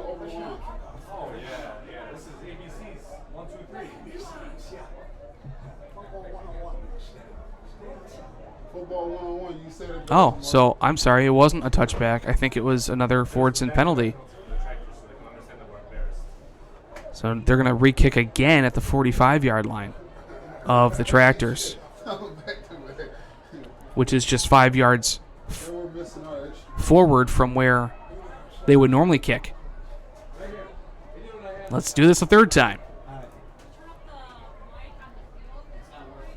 The mic on the field, we have no idea what to do. We don't know. We don't operate that one. No. So another run-up and kick from Sheeha. It's a low squib kick. It's going to be returned. No, it's not. It bounces behind Isaac Sneed into the end zone for another Chargers touchback. And we don't have flags this time. And it's going to be 1st and 10 at the 20-yard line. I know from the beginning we did it before, but there's certain buttons in here stuff. We tried to turn it off. It's set at the same level. You guys got to talk on this one. Set at the same level as that one. Or do you want to come and use this one? You have to because Do you want? It looks like the rain has subsided here. We certainly had some rain droplets come into the press box for a moment. I had to close the window. I think the rain has stopped, which I didn't think we were going to have any tonight. So now you have that kind of fresh smell of rain in the air now. That's coming in through the press box. With 4 receivers on the field, on the far hash mark goes Ali Talib. It's going to be a handoff. It's going to be a quarterback keeper. He lost the football. It's a live football in the backfield. I can't tell who fell on it. It looks like the Chargers may have fallen on it. And Ali Talib did. It was a read option for Ali Talib, and he got hit in the backfield, lost the ball, and it took a Fordson Tractor bounce all the way near the 10-yard line for a 10-yard loss. Second down and 20 coming up for the Chargers.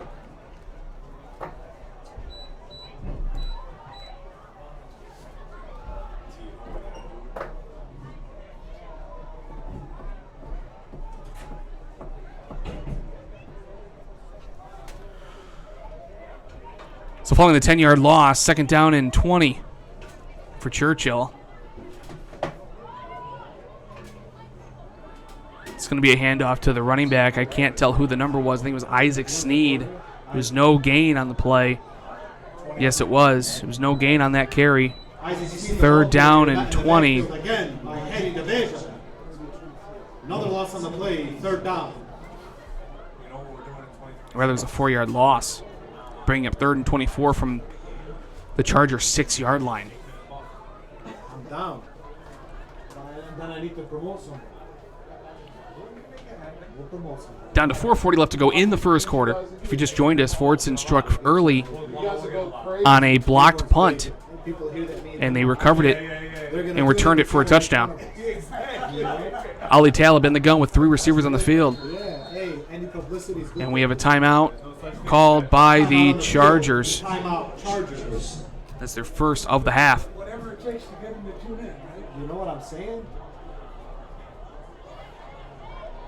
I'm talking about y'all do so damn good of a job for try to have people tune in the TV. You know, you turn the camera on halftime and you tune the announcement what happened at halftime. We're not trying to steal the show. We're just trying to contribute.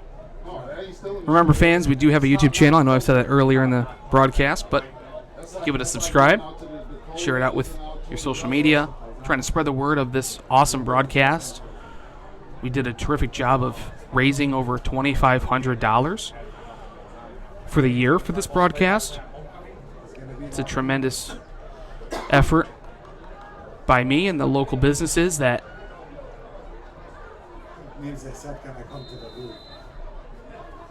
wanted to support this awesome idea. It's me another handoff following the team timeout up the middle. Isaac Sneed bounces off a few tacklers and is finally brought down at the Charger 14-yard line. It's me fourth down and a mile, and out comes the punt unit again.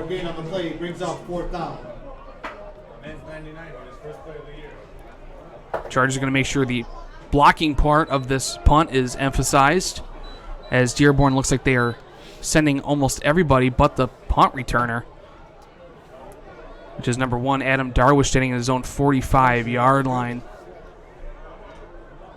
And the snap, almost a blocked punt again, but gets it off. Darwish fields it from the midfield, carries up the middle, follows his blockers, heads down to the Tractor yard sideline, down to the 20, the 15.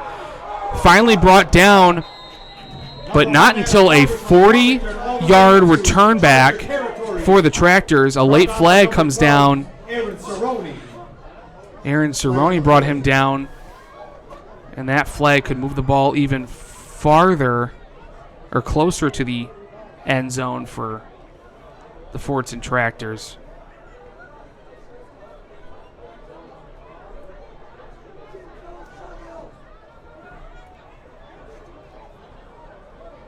The officials are discussing. It was a 38-yard punt return, well fielded by the Tractor. Followed his blocks and carried it down to the Fordson sidelines with a great head of speed, and was able to make a huge, huge dent in the Peyton Gout punt. And the officials are still discussing. We still don't have an official penalty.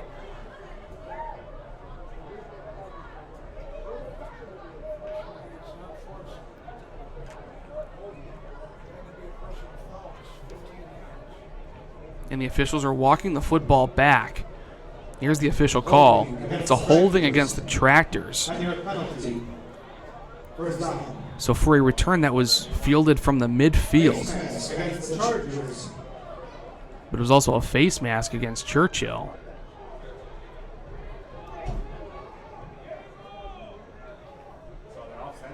So I'm not too sure if that's going to cancel each other out or if they're going to re-punt. The officials are walking all the way to the midfield, the 50-yard line. I'm not too sure where they're going to spot this football.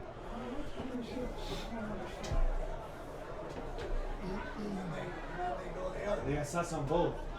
Holding and then the personal foul. From the original line of scrimmage? No. Okay, so now the officials are walking back toward the Chargers side of the field, and they're going to drop the ball at the 42-yard line. So when all's said and done, instead of a 38-yard punt return for Adam Darwish and the Tractors, it was only about an 8-yard punt return.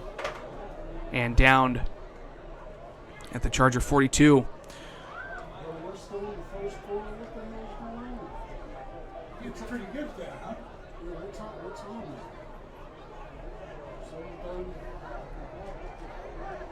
So Awadala back in the pistol. 4 receivers on the field for the Tractors. 3 on the left side, 1 on the right. Tyrone Reeves is your lone receiver on the right side. Takes a snap. It's a play-action pass. Throws it to Tyrone Reeves, running a hitch route. Picks up about 8 yards, 10 yards rather. We have a flag, though, back at the Charger 39-yard line.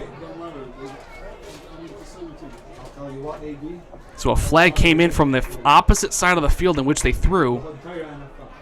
And it's ineligible man downfield. It's on the Tractors. So they're going to walk it back 5 yards and replay first down and 15. But a lot of room out there for number 84, Tyrone Reeves, who just ran a quick curl route and then carried up the field for about 4 yards. Negated. Churchill's going to have to keep a close eye on number 84. I know that was one of Feigel's kids he wanted to emphasize on taking away in tonight's game. So back in the pistol, or rather the shotgun we go. Awadala comes out with 4 receivers on the field to throw to. His running back stands to the right of him. Takes a snap. Looks right.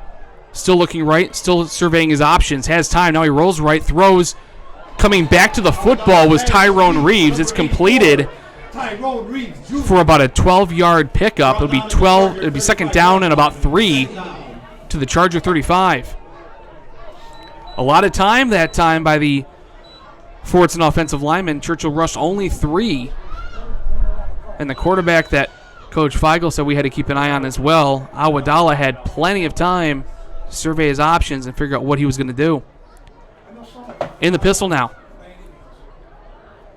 It's going to be a handoff. It's going to be a quick play action throw to the flat. Caught by number 1. Adam Darwish makes a man miss. Gets out to the open field on the Charger sideline. Tackled at the 9-yard line of the Chargers. Isaac Sneed prevented a touchdown. To the Charger 10-yard line. That's going to be another. And that was a play action pass, and an Adam Darwish flat route was wide open. And again, after making a man miss, which we saw on the punt return, this kid's pretty quick. He was able to eat up a lot of yardage down the Charger sideline, and now it's first and goal from the 9. We're down to 2:15 left to go in the first quarter. Awadala in the pistol. It's going to be a handoff to his running back, Ahmoud. He fights forward toward the goal line, puts his head down. I don't think he got it. I think he's just short, and he is. Second down and 1 for the Tractors. And the Chargers sub in some defensive linemen for this next snap. And it looks like the Tractors sub in some big people as well. You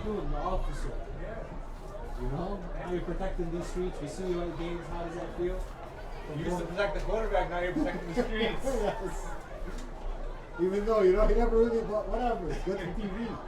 Everything on TV is fake, Play right into it. So in a goal line type formation, looks like a heavy Maryland eye. Go the Tractors. It's going to be a handoff to Ahmoud. He jumps over the pile and in for a Tractors touchdown. Touchdown Tractors. And they extend their first quarter lead 12-0. It's all right. We're trying to get him a buzz here.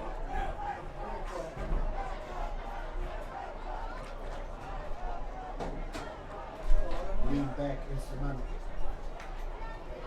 Hey, can you announce the such things over? Okay, we got you. So Sheeha to attempt a point after try for the Tractors.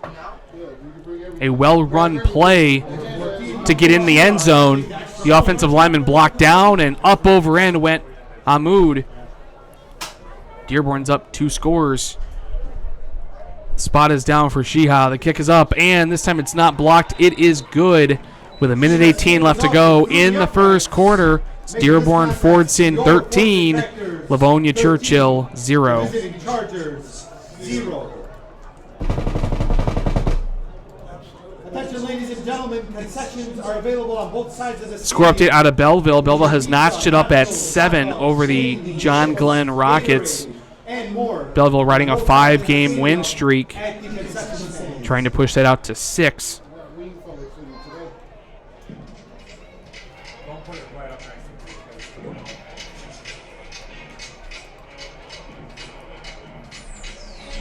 I don't have a scoreboard update out of Dearborn and Wayne or Stevenson and Franklin.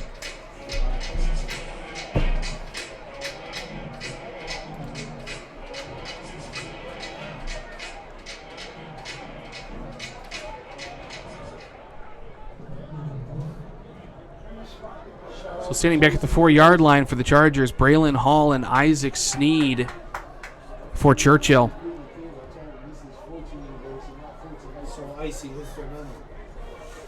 Number 14, Sheeha, fresh off the point after try, is going to boot this one into the night sky. Ooh, there's steam coming out of my ears right now. How funny that is.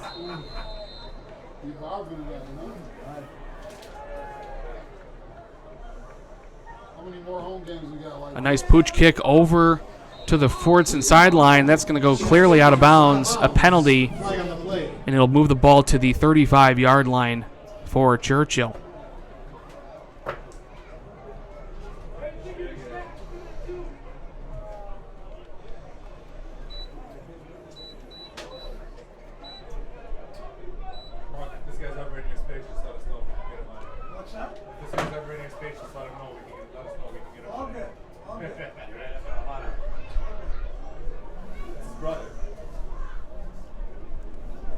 So the Chargers down 13-0, need to find a rhythm on offense. And negative plays have already hurt the team, whether it was a quarterback sack, a bad snap, or fumbles. We've kind of seen it all already here in the first quarter. Swally Talib in the gun. Isaac Sneed to his left. 4 receivers on the field. 4-down lineman for the Fordson Tractors. Handoff to Isaac Sneed right up the middle. Has lots of running room. Breaks out to the 49-yard line. Finally brought down by the Fordson Tractors. Number 10 on the stop. Abbas Ayami with a big tackle there because Isaac Sneed was loose. It's going to be a 12-yard pickup. Fresh set of downs for the Chargers, and they're going to stick in the same formation they just ran last snap. Talib in the gun, leans in, takes a snap. It's going to be a throw to John Moore. Out wide left, incomplete. Tipped at the line of scrimmage. Falls incomplete. It'll be 2nd down and 10 now with less than a minute left to go in the first quarter.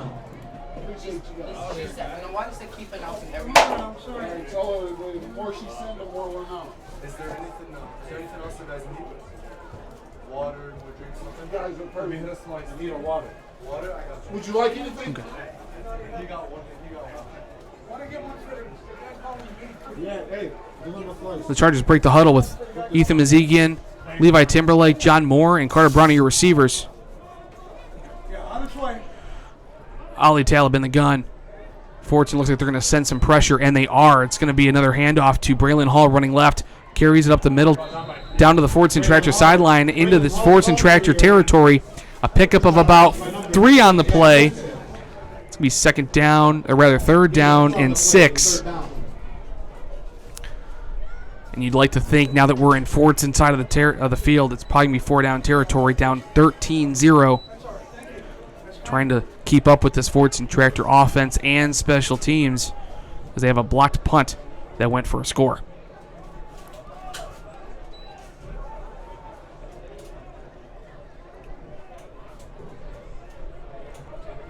Talib receives the play call. They break the huddle. Ethan Mazegan, the closest receiver to us by the sideline, as well as Levi Timberlake, and out wide on the other side is John Moore with a fullback off the right tackle for the Chargers. And we have whistles, and it looks like we have a timeout. And we do, and it's called by Churchill, their second of the half. With 23.9 seconds left to go in the first quarter. Last year it was the year. But it's a lot huskier when you got to look up, down, who did it, what this. You can turn off a little bit and just know that he's got the numbers coming to him. Do the right thing. No, I'm doing the right thing, but I'm just saying, this felt like a long quarter, man. We ain't had no long quarter like this all year. Yeah, it's currently 7:40. In about 30 minutes from now, the Tigers take on the Mariners for Game 5. Tarek Skubal trying to save the Tigers' season and put the Tigers into the ALCS to take on the Blue Jays. We'll give you scoreboard updates as the night rolls on once that game starts for the Tigers. So now on a big 3rd down and 6. Chargers with 3 receivers on the field. Braylon Hall goes in motion. Empty backfield for Ali Talib. Fordson blitzes. He throws it out hot, low, and incomplete. Fordson pressured Talib, forcing a fast throw, and he couldn't connect with Braylon Hall. And you'd like to think they're going to go for it on 4th down and 6 on the plus side of the field. And they are.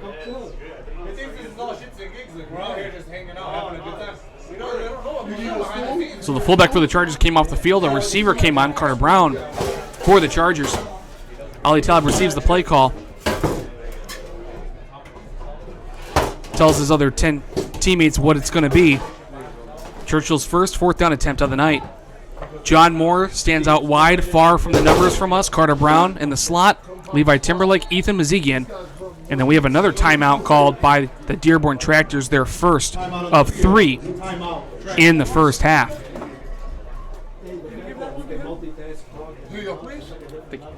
That's yours too. Would you like anything else? No.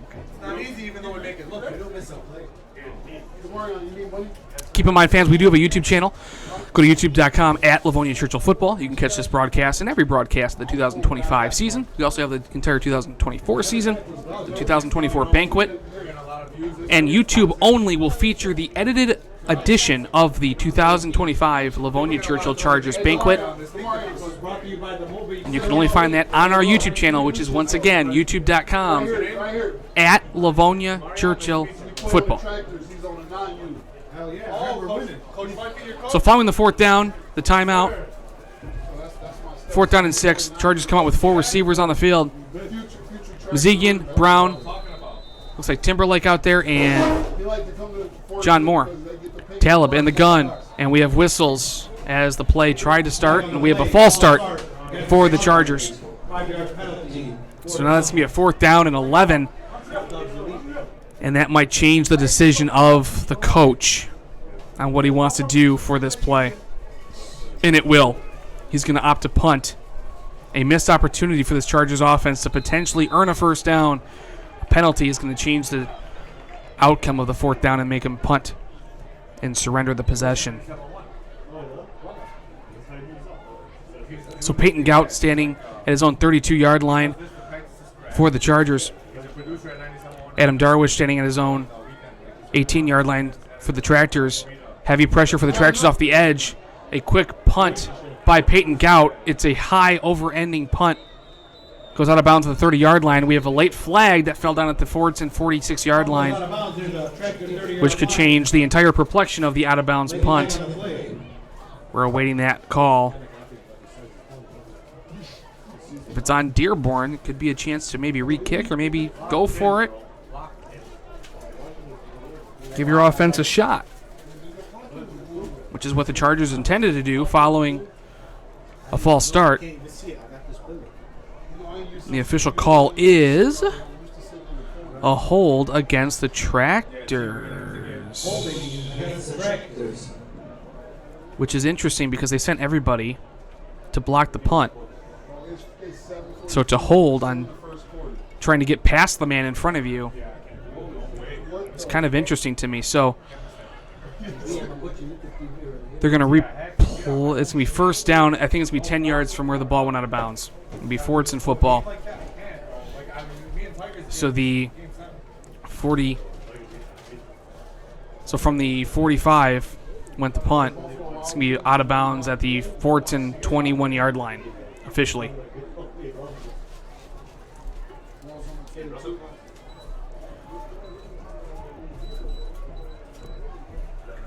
So a very long first quarter for these two programs. It's 13-0 with 11 seconds left to go in the first quarter. Out of the pistol, it's a quick throw out to Tyrone Reeves. Combo tackling by the Chargers to the 30-yard line. Pickup of about 7 yards. We have another flag far side of the field by the Charger sideline. Too much. Just keep them. Somebody will eat them. You guys want some? Will they give you a free sugar? What was that flag? And we've got zeros on the clock. What is that? It looks like the quarter is going to come to an end. Oh, it was an eligible man downfield for the Tractors, so I don't think they can end the quarter on an offensive penalty.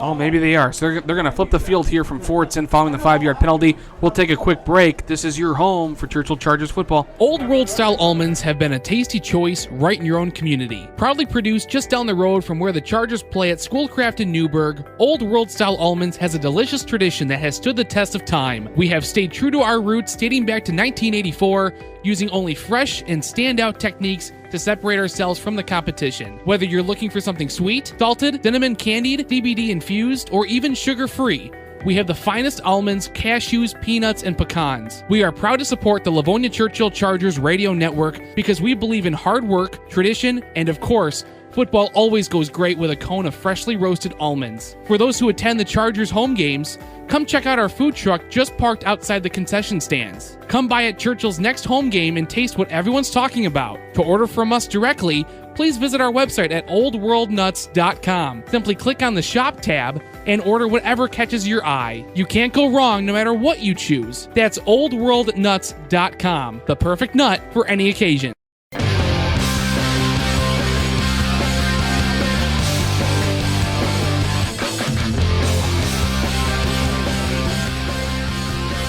Welcome back to the second quarter here at Dearborn Fordson. Dearborn leads 13-0. If you just joined us, a blocked punt is what opened up the scoring between these two teams for the Fordson Tractors.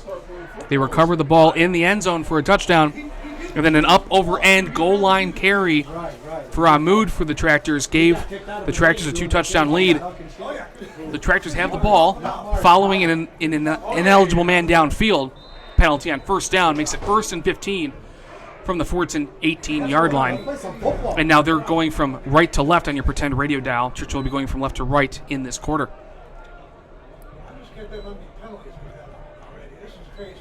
Awadala in the pistol is going to hand off to his running back Ahmoud, running left side.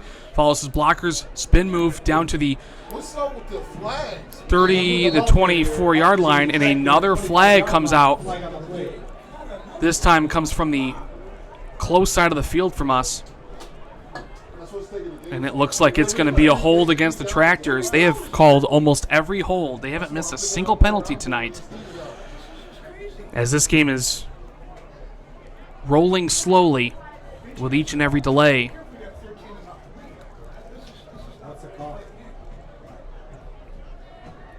So it'll bring it, 10 yards back again?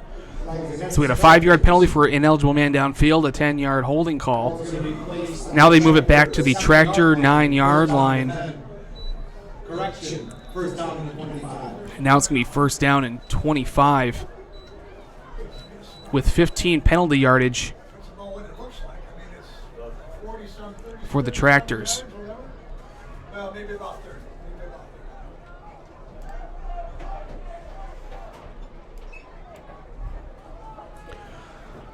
So 1st and 25 from the Tractor 7-yard line officially. I think it's the 9, but it doesn't matter. Awadala in the gun. It's going to hand off. He's going to keep it. Fighting up the middle. Trying to get some yardage. He's going to get a slow gain of maybe about 3 yards. Brought down by the defensive line, Isaac Groff, among others, bringing down the talented quarterback.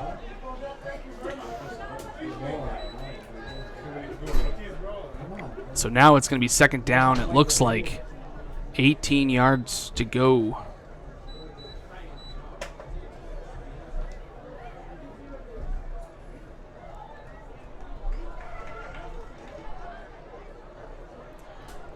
So now the Tractors break the huddle with 4 receivers on the field. 3 of them are on the left side, 1 on the right side.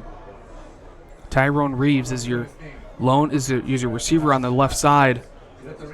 By the numbers, Awadala takes the snap, looks left to the lone receiver, throws to him on an out route completed by number 4 of the Tractors. Ahmed Abriali is pushed out of bounds. They'll bring up a third down and manageable now. Third and about 10 to go for the Tractors, which is kind of impressive considering it was 1st and 25 just 2 plays ago. Now they give themselves an opportunity at 3rd and 10 to salvage the drive deep in their own territory.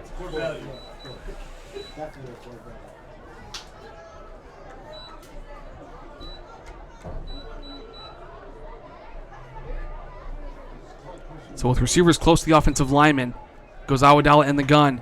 Steps up, throws over the middle, caught by number 1, Adam Darwish. Down the field he goes to the Chargers sideline, into Chargers territory, pushed out of bounds at the 48-yard line. It was Delvin Wyman who put an end to that yards after carry from the catch. And the Tractors convert 1st and 25 on 3rd and 10 and push the ball into Charger territory. And that's exactly those kinds of moments and plays you cannot have. When you're looking at 1st and 25 on defense, you are looking forward to getting that ball back immediately after 3 plays. Instead, they gave up a third down. Fresh set of downs for Fordson. Awadala in the gun. Steps up, tries to find a receiver. Looks like he's going to take off with it, and he will. Not for a whole lot, maybe a gain of about 4 on the play.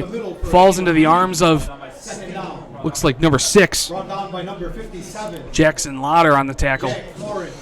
And that's going to be a 2nd down and 7 after he made positive yardage trying to scramble in the backfield. Was Awadala. Now in the pistol. He's going to hand off to Ahmoud, running our right side. Green grass in front of him. Out to the 3rd level goes Ahmoud to the Charger 21-yard line. Fresh set of downs. A late flag comes out. What else is new? We've called that too many times tonight. And it was after the play. Could be on a tractor. I think I saw a late shove, but your guess is as good as mine. Mark David got you a pink shirt today. Mark, they got you all together today.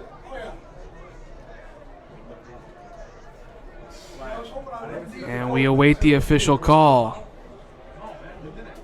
For as many flags as we've seen, the communication has not been great.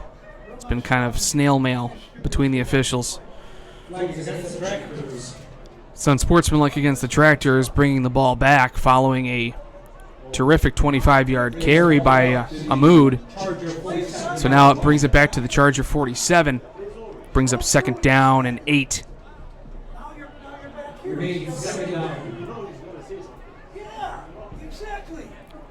Down to 9:51 in the first half. If you just joined us, Fordson leads 13-0 in what has been a penalty-filled first half of play.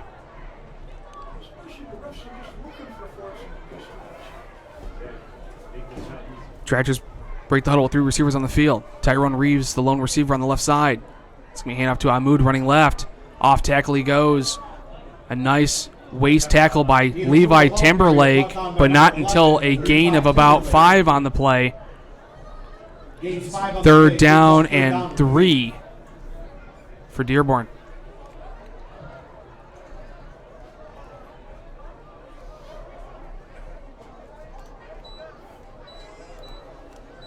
Let's run it twice.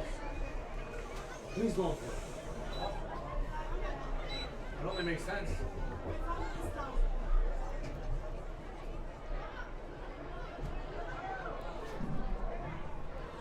Heba Al-Said, we have your ID in the press box. Heba Al-Said, we have your ID. So after a long play call from the coordinators to the quarterback, he tells his teammates they break the huddle.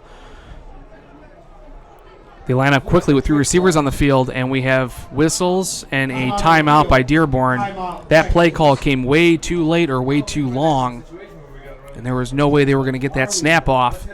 Each team now has only 1 timeout left in the first half. Like they want the J-Mo, like that little flash, like an outside run. No, then you go from being in a 2-down, we should get it no problem, to that play gets stopped, he loses yards and money. 33 turnovers.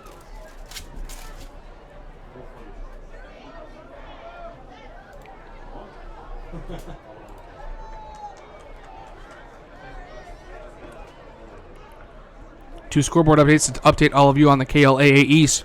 Belleville has taken the lead 15-7 over the John Glenn Rockets. And out in Stevenson, Franklin is out to a 3-touchdown lead, 21-0 over the Stevenson Spartans. Now remember, if Franklin wins tonight, Churchill wins against Franklin next week, we'll have a 3-way tie for the Livonia City title, and there will be no 2025 city champion. We'll keep an eye on that, certainly as the night rolls on. So off the timeout, 3rd down and 3. Awadala in the pistol, puts his tight end in motion. Takes the snap, hands off to Ahmoud. Running up the middle, it's going to be close if it was good for a first down. I think he's going to be just short based on where the refs are standing. It's going to be about a yard short, 4th and 1. And this is a no-brainer if you're in high school football. Even in the pros, you're going for this one. I do have an update out of Dearborn.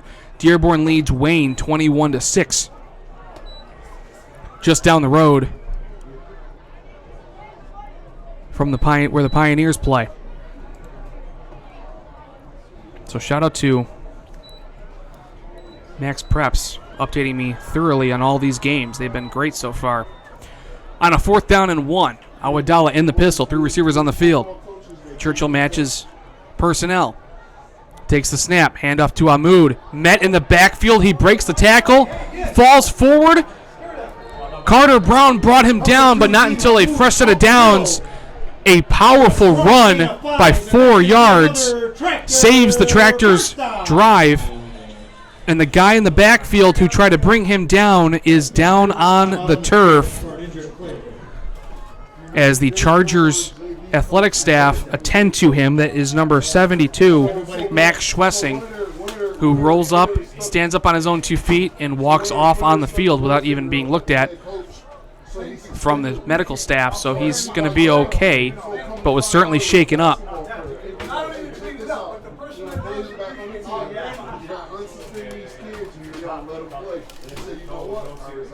Yeah, I heard there was a lot of drama. That's why I love Fort Dearborn. That's The why kids are putting TikToks talking about how their season's over. They're about to be here week 1. I know Mr. Howell over there. He probably got more gray hair than ever. Kick the shit out of him. What's that? Working over there at Dearborn. Okay. It's everything that's wrong with it. So following the injury timeout, Dearborn with a fresh set of downs on a 4th down conversion at the Charger 35. Run it. Run the clock. You still need to play. Isn't there one button for the clock? Yeah. I only use this. So Dearborn subs in a tight end off to the left tackle. 3 receivers on the field. Awadala in the pistol. Takes a snap. It's going to be play action pass. Throws it to the flats, number 85, the tight end. Nice solid pickup there of about 10 yards. It's going to be a fresh set of downs for the Fordson Tractors. Ibrahim Farouk makes another grab. And this one goes to the Charger 25-yard line. The flats seem to be open right now for the Tractors, and they are happy in taking it. So 3 receivers on the field now for the Tractors. Awadala hands off to Ahmoud. Met in the backfield, though, by number 75, Isaac Groth. Met in the backfield. Terrific jump from the defensive line. Put an end to that 1st and 10 carry. Be 2nd down and 14 following the 4-yard loss.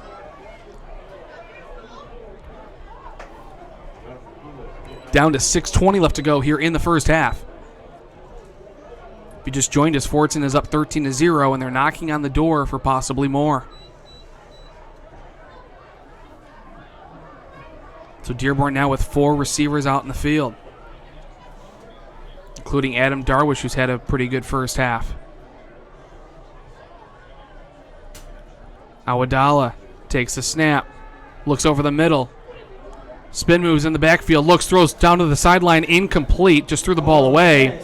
No targeted receiver. The pressure finally got to him. The 3-man defensive line pass rush for the Chargers. It'll be 3rd down and 13 for Dearborn.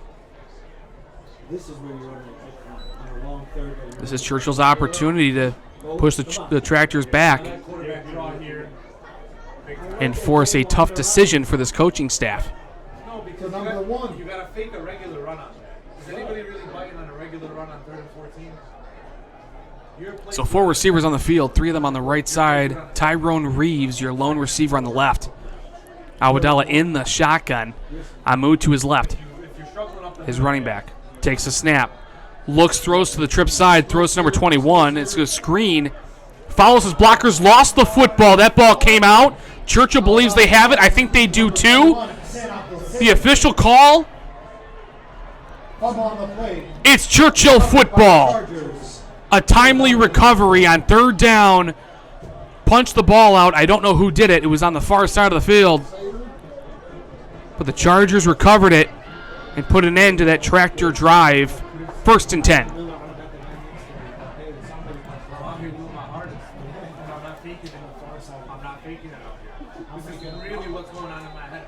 I don't know who made that tackle. I look on the sheet. This guy. You know it's always him. So fresh off the takeaway from the defense, the Chargers look to try to put up some points of their own, down 13-0 here late in the first half. 3 receivers on the field. Ali Talib working at his own 20-yard line. Puts Levi Timberlake in motion. We have whistles, a flag, and a false start on the Chargers. 1st and 15 now following the mental mistake.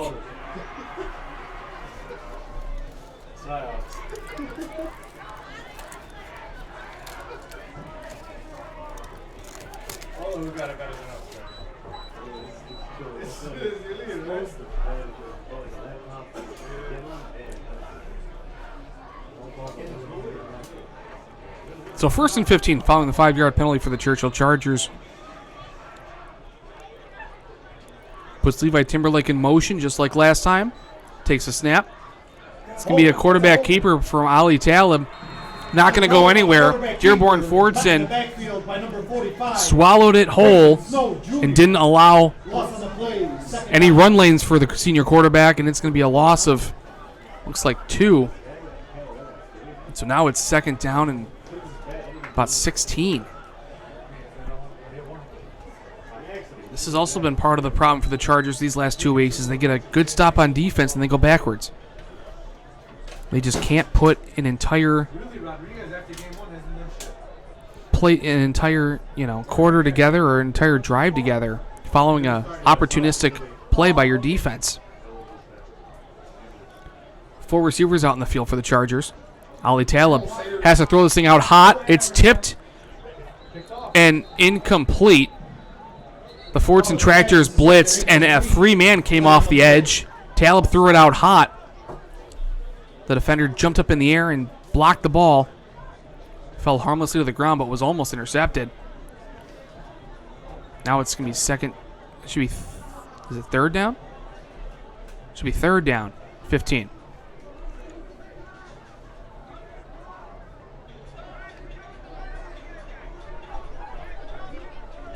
Maybe it's 2nd down.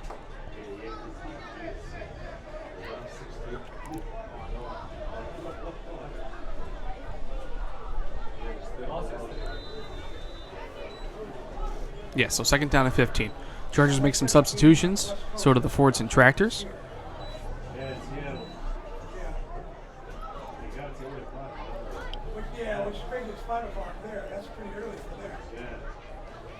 Okay, so it is 3rd and 15. So I was paying attention. 3rd and 15, 2 running backs in the backfield for the Chargers. Levi Timberlake goes in motion from left to right. It's going to be a handoff to Braylon Hall running on the left side. The speedster gets out to the Charger sideline and pushed out of bounds After a pickup of about 6 on the play, another late flag shoots out from the far sidelines at the end of that play. Say again. Yeah, absolutely. Again.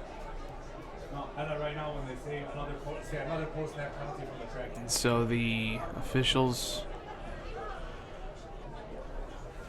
figure out who it's going to be on this time. Say all that shit. Don't have an official call. What's on number 13 look like loose?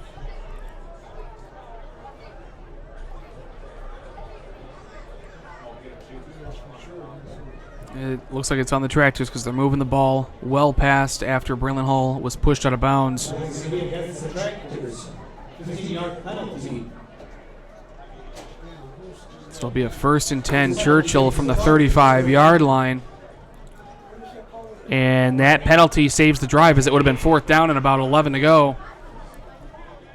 So the 15-yard helper gives Churchill fresh life.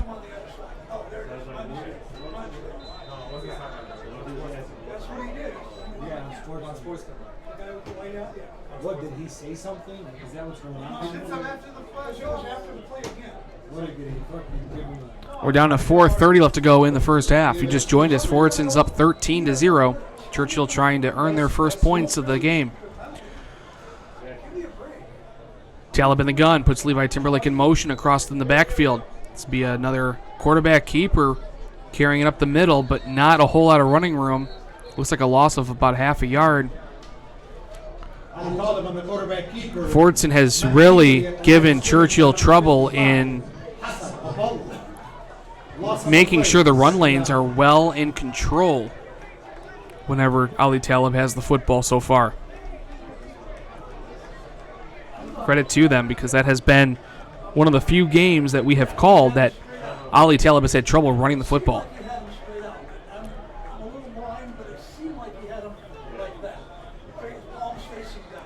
So Isaac Sneed in the backfield to the left of Talib. 4 receivers on the field on a 2nd down and 11 for Churchill. Talib leans in, takes a snap. Fordson rushes 4, gets it out hot to John Moore toward the sidelines. Incomplete. Would have been a nice pickup of about 7 on the play, but he couldn't haul in the quick pass.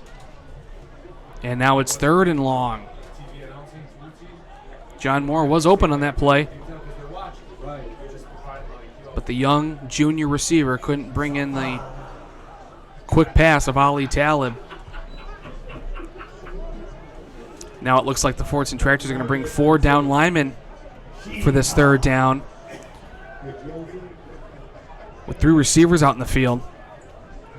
Ali Talib leans in. Now Fordson blitzes off the right side. Quickly gets the ball out. It's a forward pass. It falls incomplete. Now it's going to be 4th down and 11, and Churchill will punt. Incomplete, brings up 4th down.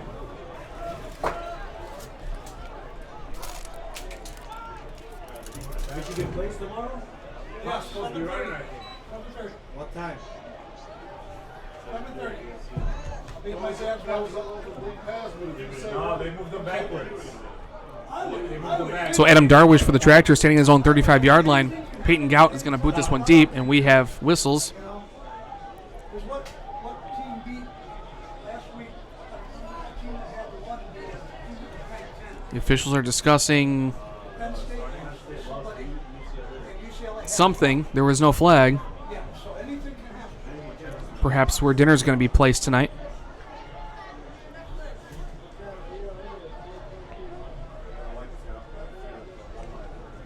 We have certainly seen our fair share of delays, stoppages, halts, whatever you want to call it. This has been a rocky first half of football. And it's not fun for the fans, it's not fun for us in the press box, and I'm sure it's not fun for the coaches or the players. Who's punting it? 52. And the officials are still discussing. I cannot figure out what they are talking about. That gives the receive the punt, number 1, Adam Darwish. But G-O-U-T. Officials are still discussing. You've got to be kidding me. For those listening, I apologize. I just don't know what the whole conversation was about. Now the officials all disperse to their respective spots. They place the ball down on an incomplete pass. So here we go, 4th down and about 16. Peyton Gout to boot this one away. Fordson looks like they're going to send everyone again. A nice middle of the field punt returned by Adam Darwish from the 35-yard line. Makes the man miss, gets out to the open field. Brought down by Sage Adams near midfield. Be 1st and 10. Fordson trying to push their lead out to 3 possessions with 3:03 left to go here in the first half. Each team with 1 timeout left. We got a 30-minute halftime. No, we'll make it quick.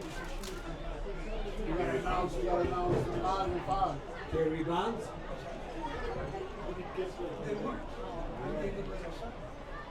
But the bus is at the stadium. Killing me, like Jerry Springer.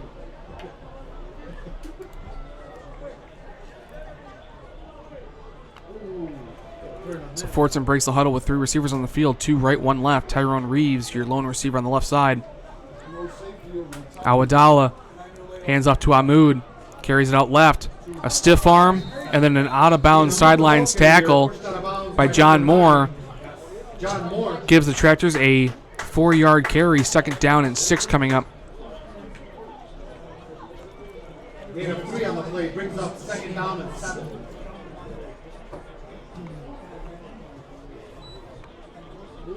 Can this defense come up with one more stop to keep this within a 2-possession lead? The Chargers will receive the 3rd quarter kick. Same formation as the last. In the gun goes Awadala. It's going to be another handoff to Ahmoud running right. Nice open field. Breaks another tackle from Carter Brown. Breaks another tackle down the Charger sidelines. What else is new? Another flag comes down, but not until Ahmoud carries it to the 18-yard line. We also have an injured Charger near the line of scrimmage. That was number 3, Aiden Cunningham, the injured Charger. So they are going to tend to him as well as figure out what the penalty was.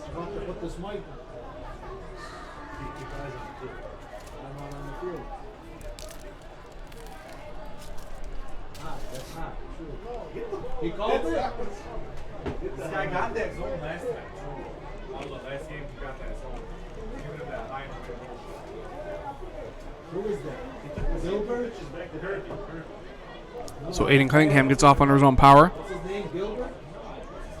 They'll tend to him from the sideline. As far as the penalty goes, I think it was against the Tractors, but it was a late flag, and they're signaling 1st down for Dearborn.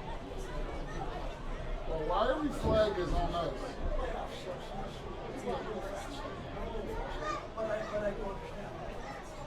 So it's going to be a 1st down, but not as much as what the initial carry went for. It'll be 1st and 10 from the Charger 37. Ball's placed at the Charger Down to 37. 2:08 left to go here in the first half. 4 receivers on the field now for the Tractors. Running back to the right of Awadala. Takes the snap, has plenty of time, looks, pump fakes, throws over the middle. Intercepted! Intercepted by, looks like Jackson Louder. Carries it to the Charger 46-yard line. Hit Jackson right on the numbers. A late flag comes in on the Charger sideline. But it's going to be a 1st and 10 Churchill following the interception.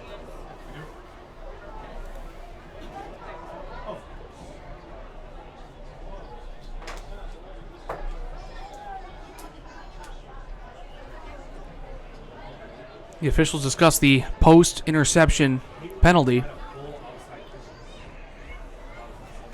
Is this yours?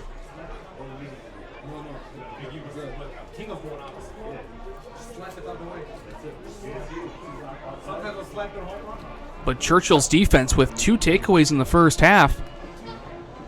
This one sets them up near midfield.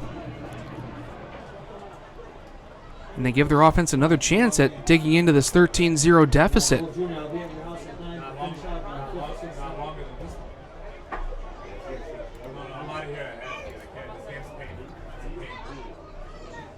And it was a unsportsmanlike against the Tractors, but the Chargers, I think, declined it looks like, because it wouldn't advance the ball any farther following the interception. So 1st and 10 Churchill from their own 46-yard line. Plenty of time. Only one timeout, though, left for the Chargers. 2 minutes left to go here in the first half. Mazigian, Timberlake, and John Moore. Carter Brown are your receivers as well. Puts Brilliant Hall in motion, making it an empty backfield. Ali Talib sets. Fordson rushes 4. Talib runs up the middle, throws late, incomplete, trying to look for Levi Timberlake running a seam. The pass wasn't there. And that is going to be an incomplete pass. So 2nd down and 10. Ali Talib did a good job feeling the pressure, stepped up in the pocket, almost took off with it, but then threw it late. But as a result, he was throwing off platform, and that made the difference, forcing an incomplete pass.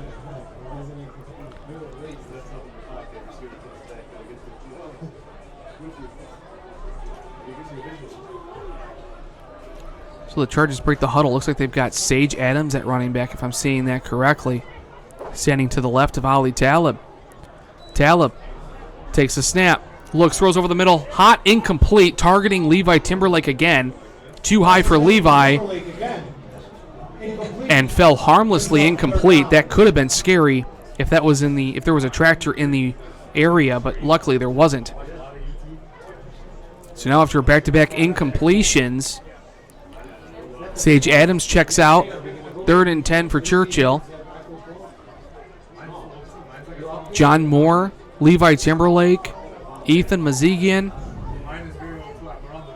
Looks like Carter Brown are your receivers on 3rd and long following the interception by Jackson Lauder.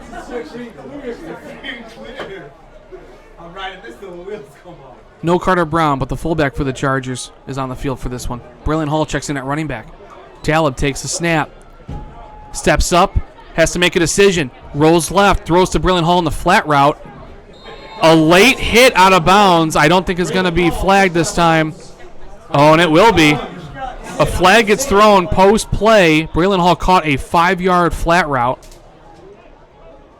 Gates 5 on the play. 3rd down.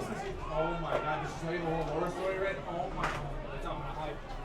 No, you're fine. It wasn't your fault. They were the best people ever. And there's some frustrations on the Tractor sideline. Because they're expecting one thing and another, and then this. It's an unsportsmanlike penalty on the Chargers. Unsportsmanlike penalty against the Chargers. This will bring it back 15 That must have been Braylon Hall following his reception. Said something.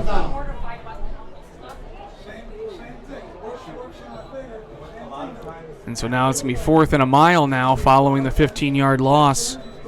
And the Chargers are going to punt. So once again, the Chargers following a takeaway go 3 and out again. And they don't capitalize on opportunistic plays that their defense has provided them. And it remains 13-0.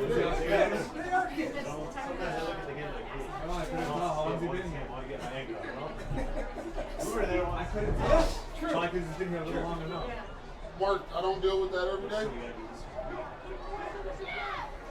So the punt by Gout, it's a nice punt for the Chargers. It's down at the Fordson 26-yard line with 1:23 left. 1 timeout for Dearborn Fordson.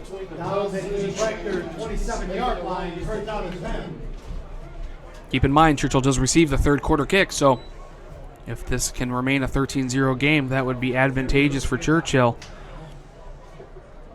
But they have to start putting some good drives together, which they have not yet done so.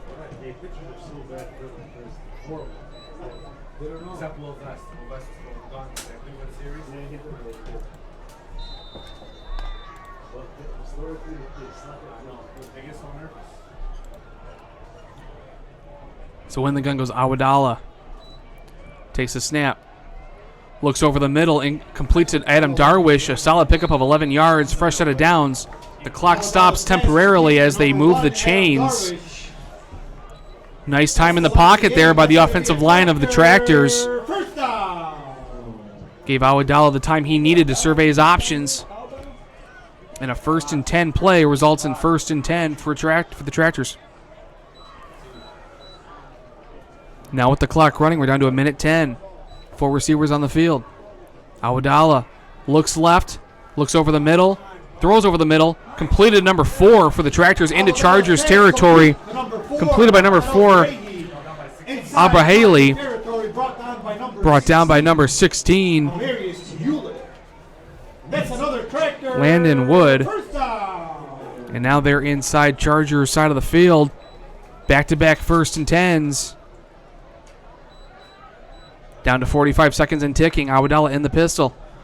It's be a play-action pass. Looks over the middle. Throws in and out of the hands of Jackson Lauder. He almost had his 2nd interception of the first half. Oh, you know he wishes he could have that one back. Targeting Lauder on defense, and this time he couldn't squeeze the orange. 2nd down and 10 for the Tractors with 40 seconds left.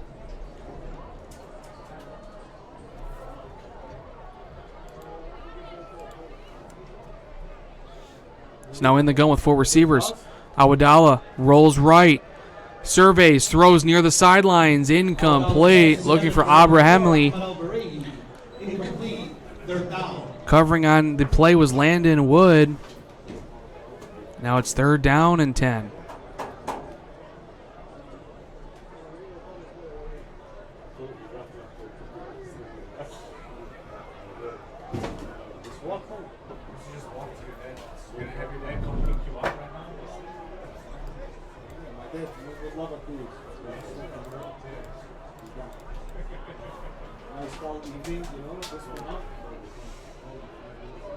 So following 2 incompletions, it's 3rd down and 10. 4 receivers on the field. Ball near the Fordson sidelines. Receiver goes in motion. It's a screen on the backside to Ahmoud. Follows his blockers, gets out into open field, down the Tractors sideline. The 10, the 5, makes a man miss. Touchdown, Fordson. A 43-yard screenplay fools the Chargers on 3rd and long. And the Tractors made him pay.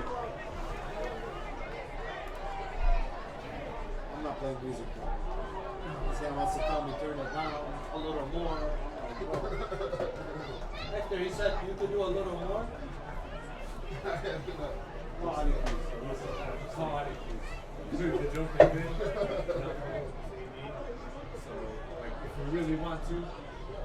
So it looks like Fordson's going to go for 2 and make this a 21-point game.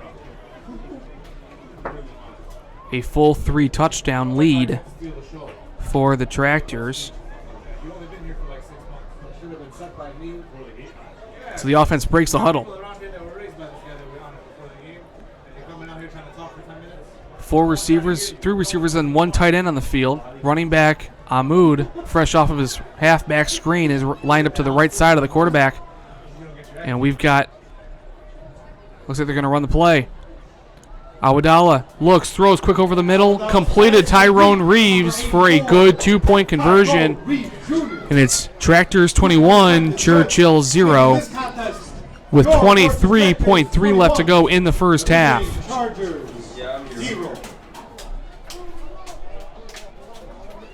No, we need to go. We need to go into our dime. Yeah, get Musa in at 3 and then have Rambo be the man guy.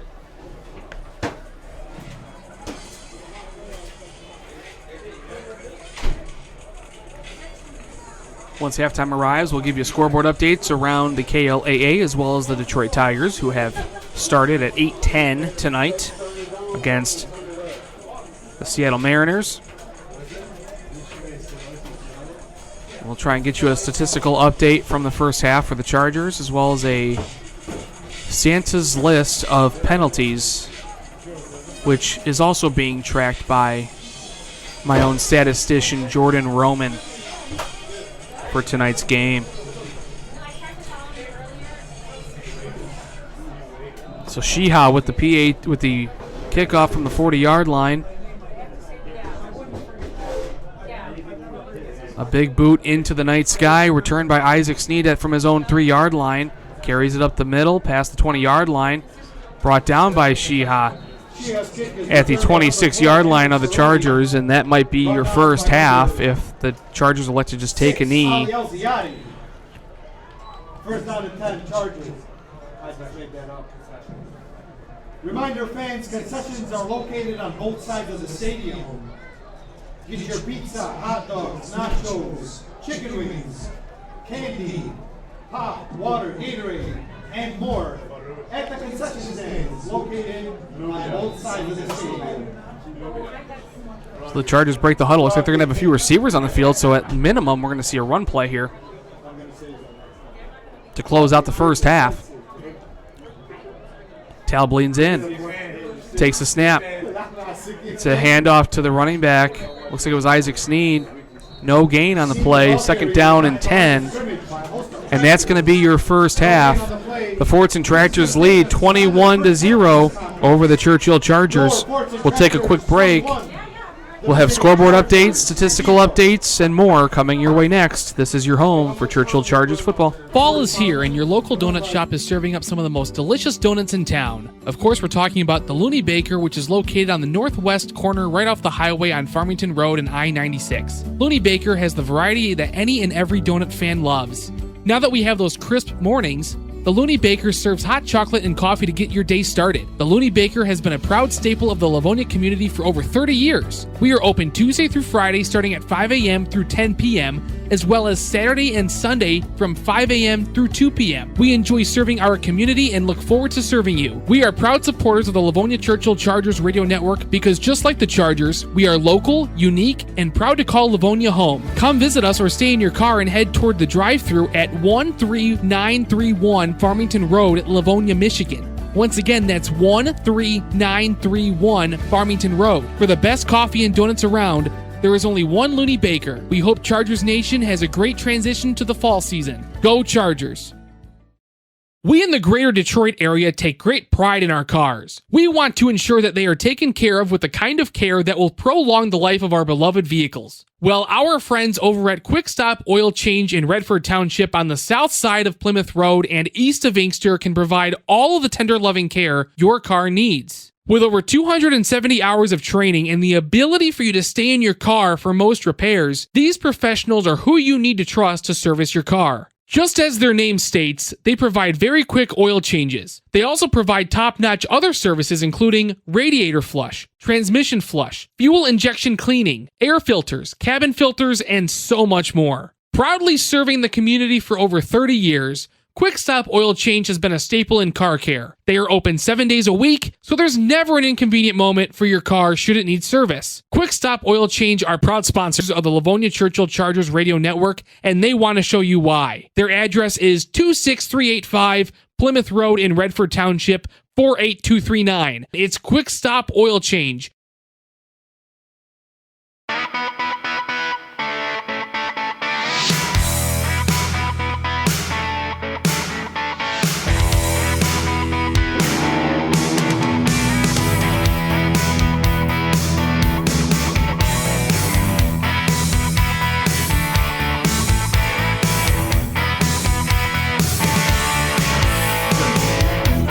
Welcome back to the Churchill Chargers Radio Network. We have reached halftime here at the Dearborn Fordson Tractors, and they are currently doing their halftime presentation as it's their homecoming night for the Tractors. So I'm going to go ahead and give my voice a break and let them carry it for a few minutes.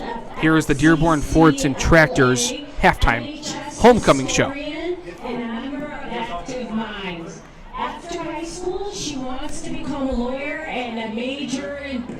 Law. Give up for Zainab.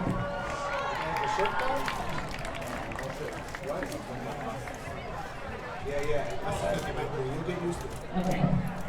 Our next girl is Rayanne Faraj. Rayanne is accompanied by Nora Faraj, Linda Debaja, Naveen Debaja, all of which are her sisters. Ryan has been on the track team for 4 years and has also been an active member in Link Crew and UNICEF for 2 years. After graduation, Ryan plans to attend Detroit Mercy and earn a master's degree to become a physician's assistant. You'll get used to it. It's kind of tough. You're doing great. Give it up for Ryan, you guys. Our next star is Kanisha Price. Kanisha is accompanied by Andre Price, her father. Kanisha has been on the varsity bowling team for 3 years and 2 years of varsity softball. After graduation, she plans on attending college to become a marriage and family therapist or something in the mental health field. Give it up for Kanisha.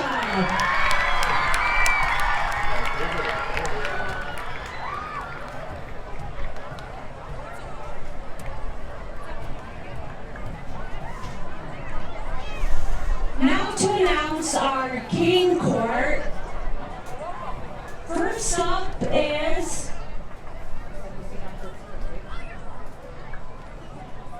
Hussein Abdul Sader. Hussein is accompanied by Zainab Sader, his sister Rhonda Sader, his mom, Fayad, his friend, and Hattie Reyes, his friend. Hussein has been on the football team for 2 years, and this is year's team captain. He has also been on the basketball team and ran track for 4 years.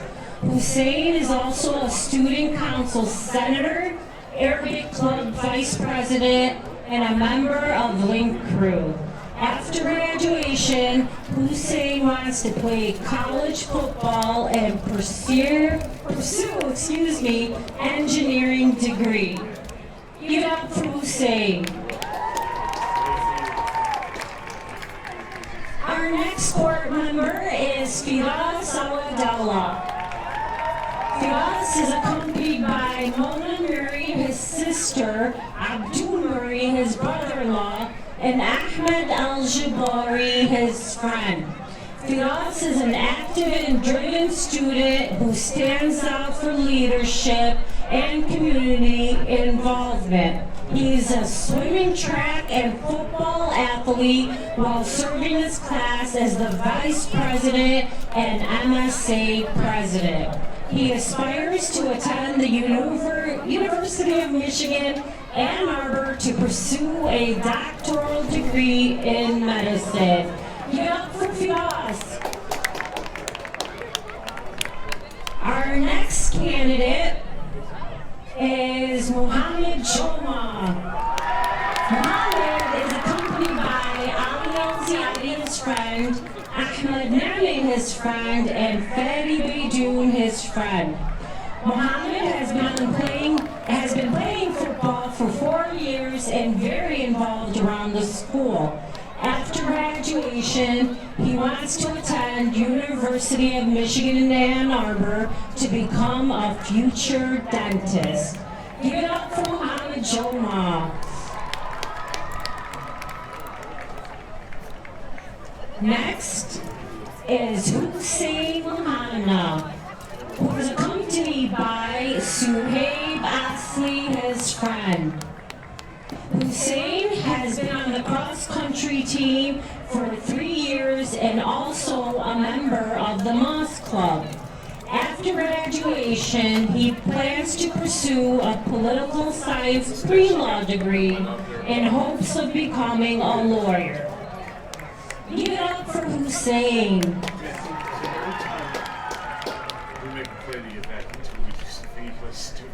Our last court member is Mohammed Rehan. Mohammed is accompanied by Huda Sher, his mother, and Miriam Rehan, his sister. Mohammed has been the varsity football team and a track runner for 3 years, along with being a member of student council, MSA board member, and your executive board president. After graduation, Mohammed wants to attend Ferris State University to pursue an ophthalmologist degree. Give it up for Mohammed Rehan.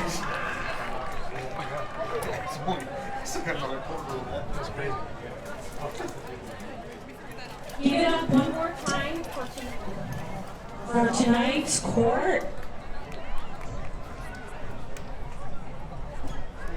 All right, it's time to announce our king. Can I get a drum roll, please? Louder. This year's homecoming king is Hussein Abdul Singer.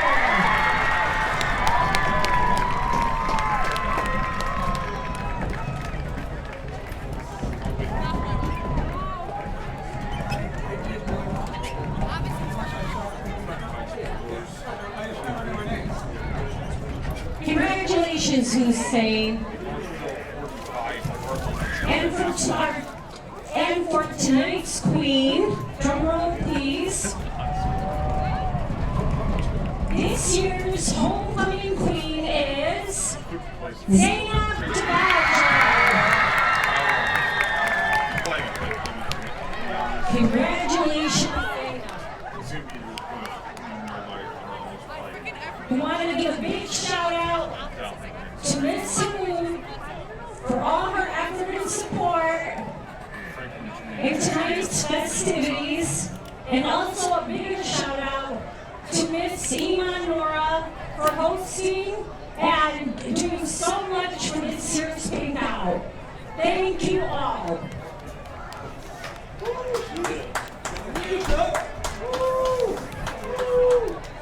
That's how you guys all done now. You can breathe. Does it for you? Yeah, and there's a lot of typos on it. I'm reading it, no. So I was just like, you know, I don't think I have it.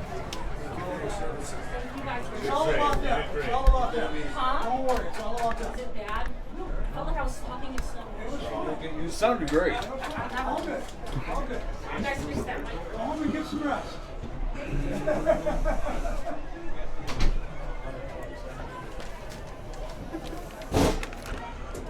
That was the Dearborn Fordson halftime presentation. We don't have a marching band tonight, so there will be some additional time to fill in before the third quarter. Can break down some of these first half statistics. Braylon Hall has 2 carries for 5 yards. Quarterback Ali Talib has 5 carries for, it looks like, around 14 yards. Throwing the football, he has 3 completions. He's 3 for 8. And all of his passes have been very short, as he has 11 passing yards. He's 3 for 8 for 11 passing yards. No touchdowns, no interceptions. John Moore was targeted twice. Braylon Hall was targeted twice. Ethan Mazegian was targeted once. And that's the statistics I have from Jordan Roman, along with a ton of penalties from both teams in what was a very, very long first half for week 7. Dearborn leads 21-0. Churchill will receive the third quarter kick. Let's go ahead and take our halftime break. We'll take it now. On the other side, we'll have some of the scoreboard updates to share with you, and we'll get you set for the third quarter. This is your home for Churchill Chargers football. Where do you go for top-notch care for your child's braces? The Big Smile, of course. The Big Smile has been providing amazing smiles for almost 65 years. Whether your child is still in grade school growing up too quickly in middle school, or working toward those senior photos that will be remembered for a lifetime, the Big Smile wants to be there every step of the way to ensure your child's smile is as amazing as they are. Located on 7 Mile and just west of Farmington, right next to the Livonia Italian Bakery, the Big Smile is never far away from you and your family. Whether your child needs metal braces, clear braces, or clear aligners, the Big Smile wants to earn your trust in your child's dental care. They have state-of-the-art technology when it comes to capturing every angle of the inside of your mouth with the help of 3D computerized imaging. X-rays can be helpful, but can sometimes miss specific details when it comes to fully understanding what is going on behind the smile. The Big Smile is always looking for ways to give their patients the best experience possible. Call the Big Smile today at 248-471-1555 for your free consultation. 248-471-1555. Shook Heating and Cooling, a local company based out of Livonia, Michigan, wants you to be cozy this fall season, warm in the winter season, and cool in the summer season. Shook Heating and Cooling is your one-stop shop for all things HVAC. Their team of experts are incredibly diverse and knowledgeable when it comes to the service for their customers. Whether it's a residential or commercial job, Shook Heating and Cooling covers all aspects of comfort. They can assist with hot water tanks, furnaces, air conditioners, humidifiers, ductwork, new construction HVAC projects, and even offer maintenance contracts that entail proactive inspections on your units, priority service calls, and scheduled timely maintenance visits. Open 7 days a week from 7 a.m. to 7 p.m., Shook Heating and Cooling is always available when you find yourself in a pinch when the comfort at your house and or your business has a lapse of inconvenience. Check out some of their proud work and projects at shookhvac.com. Give them a call at 734-658-5330. Shook Heating and Cooling is the official HVAC team of the Livonia Churchill Chargers radio network. Go Chargers!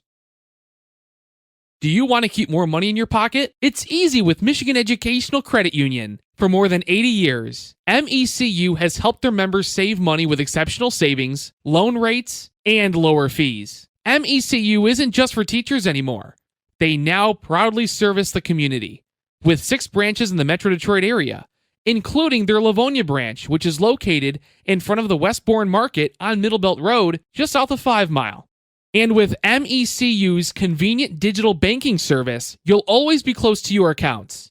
And MECU membership is open to anyone who lives, works, or worships in Wayne, Washtenaw, Oakland, Macomb, Livingston, and Jackson counties. To learn more about MECU and join online today, go to mishedcu.org. That's MICHEDCU.org. Michigan Educational Credit Union is the official credit union of the Livonia Churchill Chargers radio network, federally insured by the NCUA. Hemlock Insurance Group, located in Plymouth, Michigan, has been providing families and businesses owners peace of mind. Specializing in home, auto, and commercial insurance, Hemlock Insurance understands the importance in making sure their clients understand their policy and what they are paying, as well as what they are receiving when it comes to protecting what matters most, their properties. Our mission is to help prepare you for what's coming well before that worst day happens. Whether that's offering proactive education to enable better decision-making, consultative conversations to mitigate rising premiums, providing access to coverage options, or navigating other exposures. We have the knowledge and insights to help manage your risk. We work and play in the communities you live in. That's why we're proud supporters of the Livonia Churchill Chargers and the Churchill Chargers radio network. You can visit our website at hemlockins.com. That's HEMLOCKINS.com. You can always reach us by phone at 734-463-3500. 734-463-3500. Hemlock Insurance Group. What's cooler than listening to your favorite high school football team? Well, I am glad you asked. Truck Central has been providing accessories and protection for your favorite vehicles. Whether it is spraying bed liners, undercoating, custom leather interiors, heated seats, or tonneau covers, there's endless ways to not only protect your favorite car or truck, but to give it that stylish custom edition. Located off Plymouth Road just east of Levan in Livonia and open Monday through Friday from 8 a.m. to 4:30 p.m., Truck Central is your trusted team to handle all of your custom car or truck needs. Need a quote before you take your car in? Head over to our website at truckcentralmi.com and click on Request a Quote.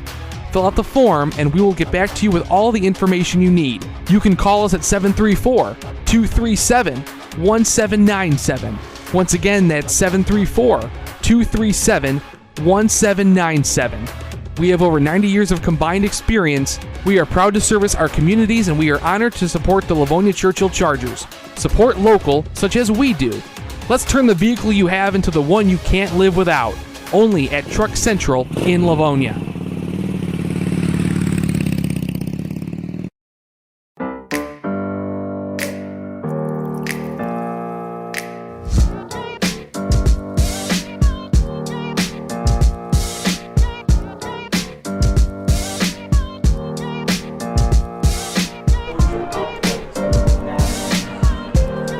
Welcome back to Dearborn Fordson. Halftime here at week 7. Going to get set for the third quarter here in a few minutes. Let's break down some of the out-of-town scores that I have, and I got to give the internet credit because we have some scores coming in that we don't normally have the consistency in which that we've received here tonight. But out in Belleville, from what I have, it's Belleville 15, John Glenn 15. That's in the third quarter. So John Glenn tied it up following scoring first in that game, and they have punched it in in the end zone for a 2-point conversion, and they are now tied in Belleville. Out in Stevenson, the third quarter, Franklin 28, Stevenson 3. And I don't have an update from Dearborn, who's hosting the Wayne Memorial Zebras. Dearborn Pioneers riding a 3-game losing streak, looking to get the monkey off their back there. But the biggest game probably of the night comes by way of the Detroit Tigers, who are on the road taking on the Seattle Mariners, Game 5. Seattle currently leads 1-0 over the Tigers, top third. Terry Skubal trying to pitch the Tigers to another victory behind his tremendous, incredible, top talented arm. And right now the Tigers find themselves down 1-0 in Seattle. Here at Dearborn Fordson, if you just joined us, it's Fordson 21, Churchill 0. We had an extended halftime because it is the homecoming presentation of the Fordson Tractors. So as a result, they announced the homecoming queen, king, did the whole dreams and aspirations following their high school year of 2025. And they didn't have a marching band. So as a result, we went to break a little early, got that out of the way. Zeros have just hit on the scoreboard, but teams will receive a 3-minute warm-up period before the third quarter begins. Churchill's already out on the field, stretching, getting ready for the second half. Churchill found themselves down 21 points last week. They stormed back against the John Glenn Rockets just to fall 6 points short and lose 34-28, which marked the third time this season the Chargers lost by 6 points. And it has come in all different ways during those losses. You had the overtime loss against Dearborn Pioneers. You had the 6-point loss to the Stevenson Spartans, where they never actually had a lead against Stevenson. Stevenson either led by 7, 6, or was tied. And then here in Dearborn, last week against John Glenn, you were down 21 points at halftime, storm all the way back, just short of punching it in for the game-winning touchdown in Westland, which made it a 34-28 final last week in Westland. So we'll see what happens here in the second half. Churchill will receive the football, but this offense has got to figure out a way to start moving the ball and fast, because defensively they've held up, and defensively they've given the offense an opportunity to get the ball back and do something with 2 takeaways in the first half, but unfortunately nothing doing on those takeaways.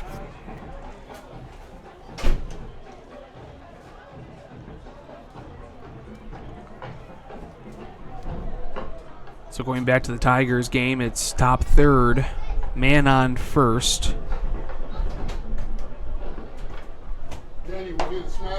For the Tigers, Glaber Torres up to bat. You still need this? No, go ahead. For the Tigers. looks like Gleyber Torres must have struck out or popped out, and he is out in middle of the third between the Tigers and the Mariners.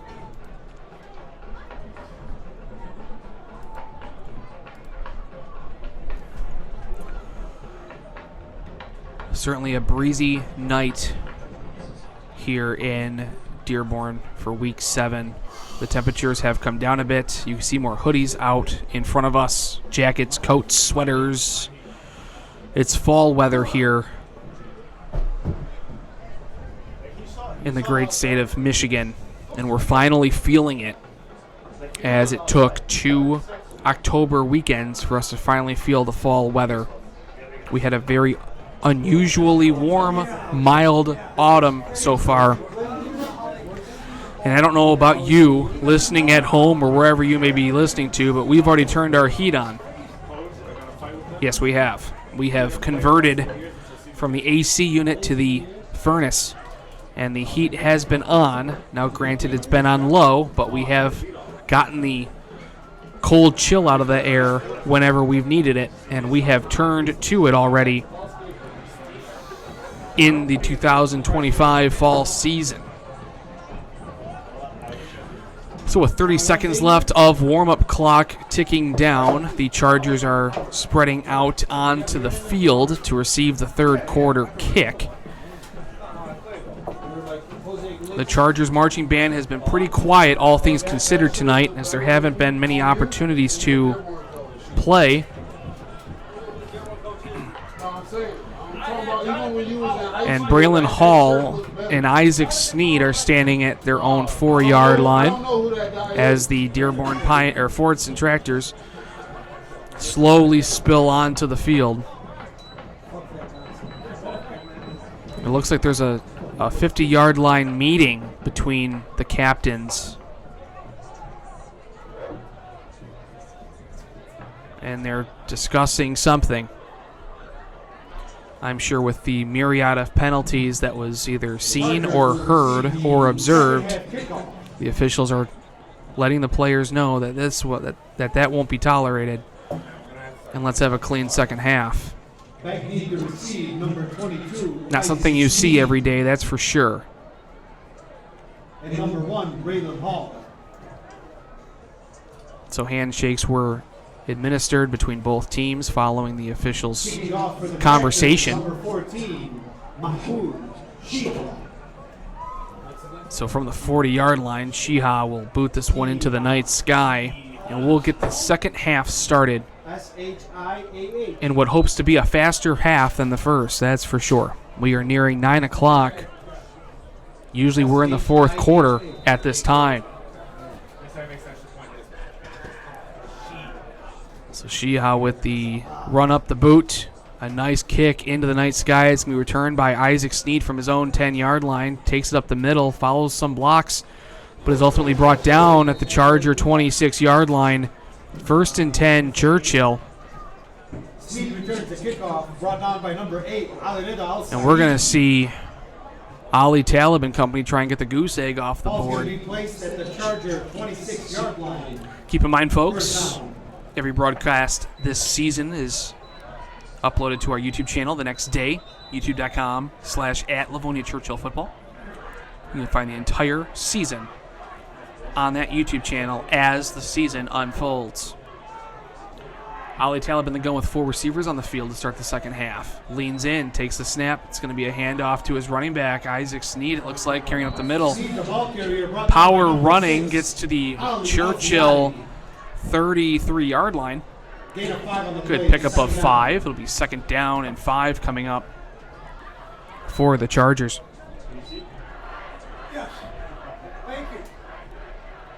So Sage Adams checks in. Isaac Sneed checks out. So we'll see the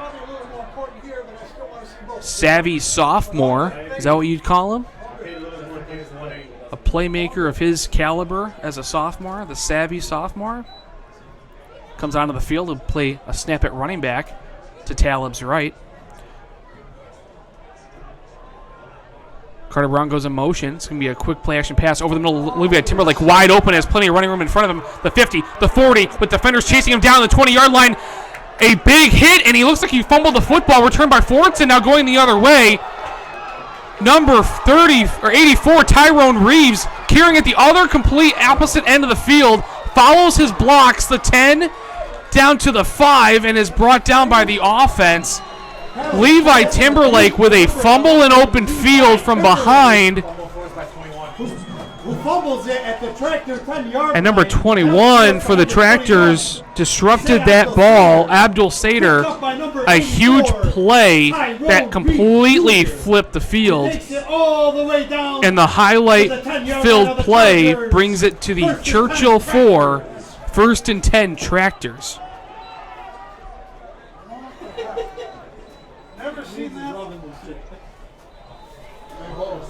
You got it better than us. Love to look at it. You guys got the test still on? I don't. It's got work.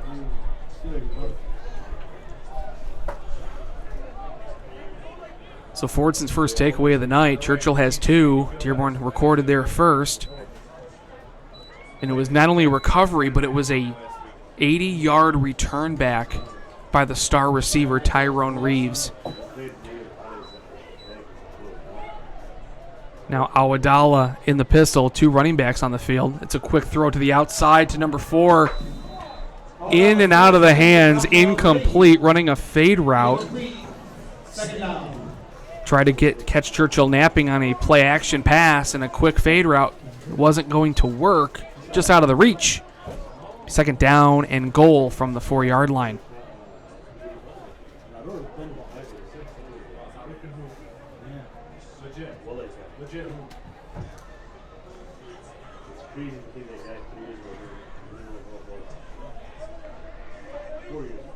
Fordson splits the field with 2 receivers, 1 on each side of the numbers.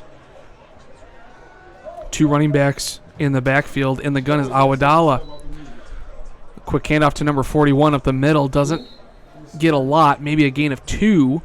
3rd down, and looks like a long 2.5 for the Tractors. Tyrone Reeves comes back onto the field. Number 41, who had that carry. I don't even have a 41, so I'm not too sure who that was.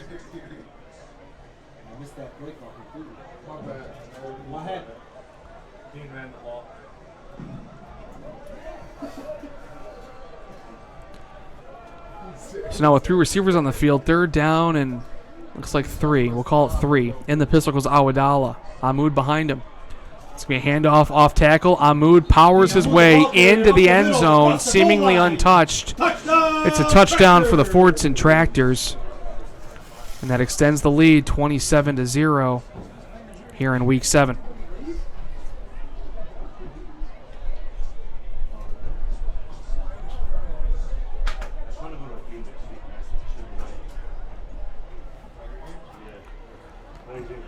Tigers, Yankees.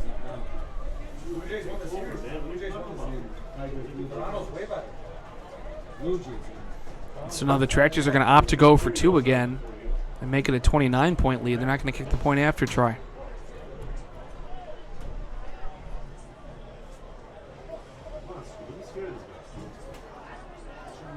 Oh, no, I'm sorry. They are going to kick the point after try. It looked like, based on their huddle, they were going to scheme up and play. So Sheehow with the point after attempt to make it 28-0.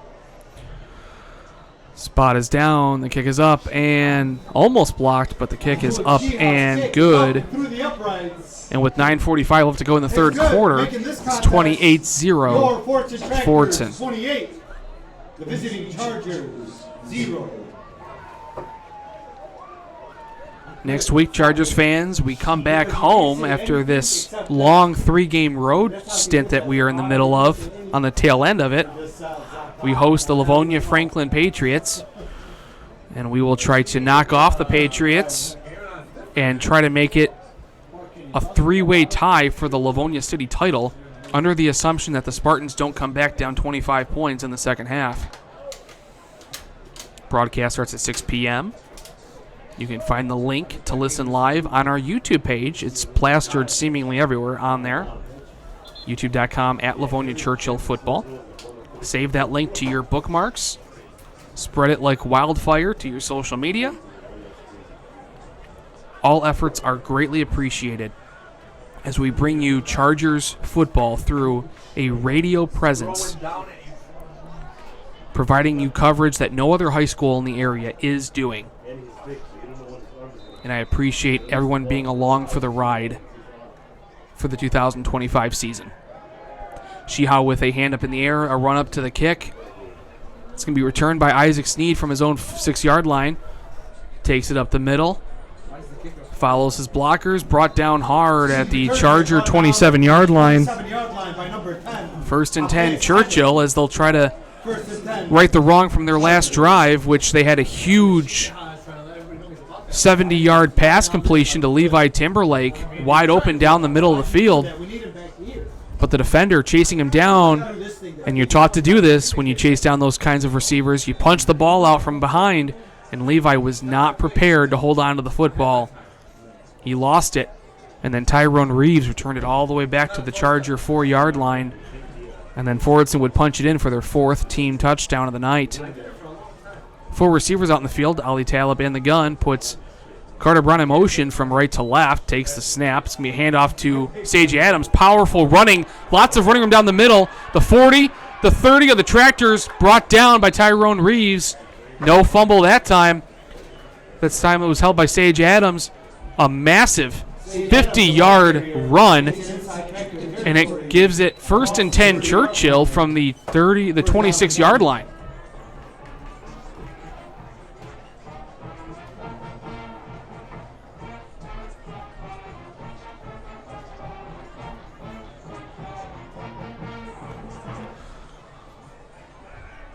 So from the 28-yard line officially, Churchill breaks the huddle with 4 receivers on the field. Mazigian, Timberlake, Carter, Brown, and John Moore.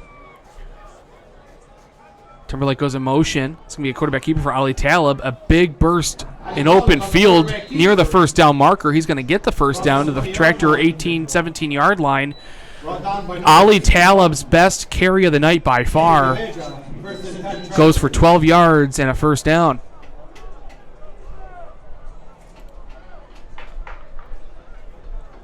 .8:45 in the third quarter. We have Tyrone Reeves, who is down on the field and needs to be looked at by his medical team.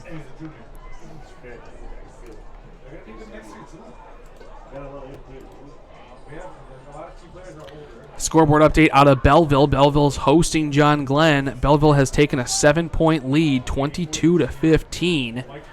Belleville trying to earn their 6th win in a row following losing to Clarkston in week 1. They have defeated every divisional opponent they have played thus far, and they're looking to keep that trend alive. Out in Stevenson, who were down 28-3 to the Franklin Patriots. My page has not refreshed to give me the score that I need. Out in Seattle, where the Tigers are battling the Mariners continue to hold a 1-0 lead over the Tigers. It is top of the 4th with Kirby pitching, going up against Tarek Scooble for the rights to play the Blue Jays in the ALCS this upcoming weekend. In the 4th quarter out of Stevenson, it is 34-11 Franklin Patriots. So they are in the clear driver's seat in that one. We will see the Franklin Patriots next week for Churchill's homecoming game, Week 8. Coverage of that game starts at 6 p.m. on your home for Churchill Chargers football.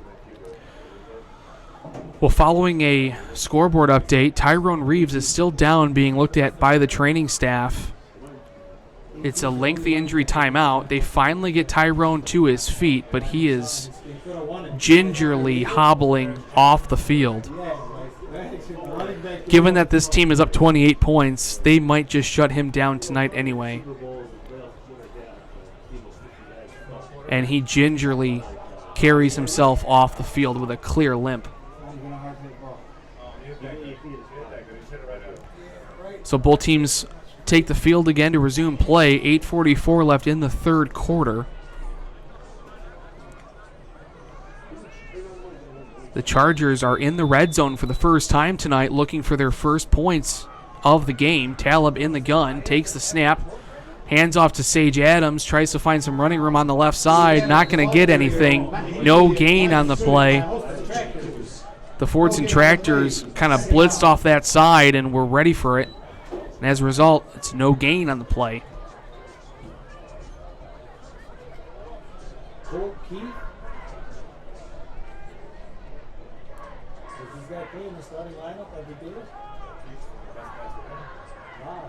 So now 2 running backs on the field, 3 receivers out as well.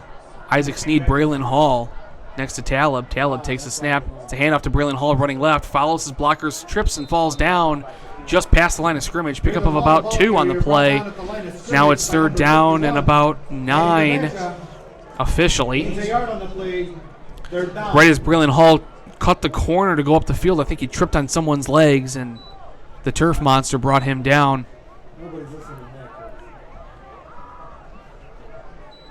So now Carter Brown comes off the field. Isaac Sneed comes onto the field.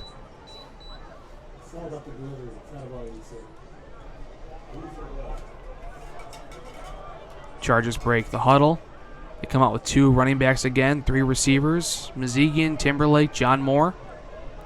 Talib in the gun. Fordson blitzes off the edge. Talib steps up, flag down. John Moore catches it, stumbles into the end zone for a Chargers touchdown. But there was a flag in the middle of that play, and a preliminary indication is it's against Churchill, and that is the case as the official speaks to the other. And they're going to bring that back 10 yards and set it up at the 28-yard line, 3rd and 18. In what was a John Moore 18-yard pass completion for a touchdown is negated off the board. Now the officials are speaking to the Chargers. And now the Chargers are celebrating. Was it a touchdown? It was a touchdown for the Chargers. Okay. Touchdown Chargers. So the down does count. The play does stand.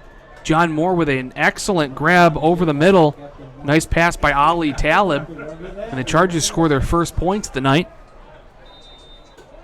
Anybody still talk to Robin? Talked to him today. Really? Yeah. How's he doing? He's chilling. He came back. He wants to move to Texas. So the Chargers converge for a point after try. Michael Resda for the first time tonight, minus the lone kickoff to start the game, comes onto the field. Levi Timberlake holding. Spot is down, the kick is up, and the kick is good with 7:09 left to go in the 3rd quarter. Churchill scores their first points of the night, and it's Fordson 28, Churchill 7. That last Chargers touchdown and every Chargers touchdown this season is brought to you by Raffaele's Pizza in Redford Township. Place your order Thursday through Sunday from 11 a.m. to 9 p.m. at 313-952-2002. It's Raffaele's Pizza. I'm going to make you a pizza you can't refuse.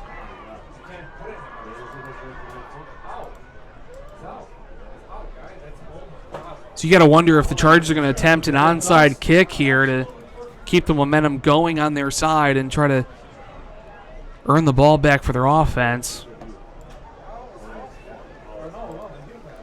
They're going to have to figure out a way to get possessions back, so I would imagine it would start here.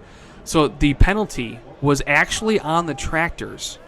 It was not a hold. It was unsportsmanlike because it's a 15-yard penalty. So now the Chargers are kicking from the Fordson 45. So now you have to assume an onside kick is coming because they're already kicking from the Fordson 45.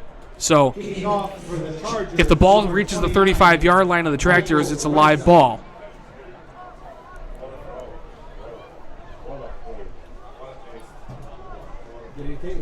So Michael Resda from the 45-yard line of the Tractors following the penalty. The Fordson Tractors kind of run up to their own 35 getting ready to defend something. And it's a deep boot kick into the end zone. So a kickoff from their own side of the field down 21 points doesn't attempt an onside kick. that would be the time you would think you would run it, right? Going to have to ask Coach about that one.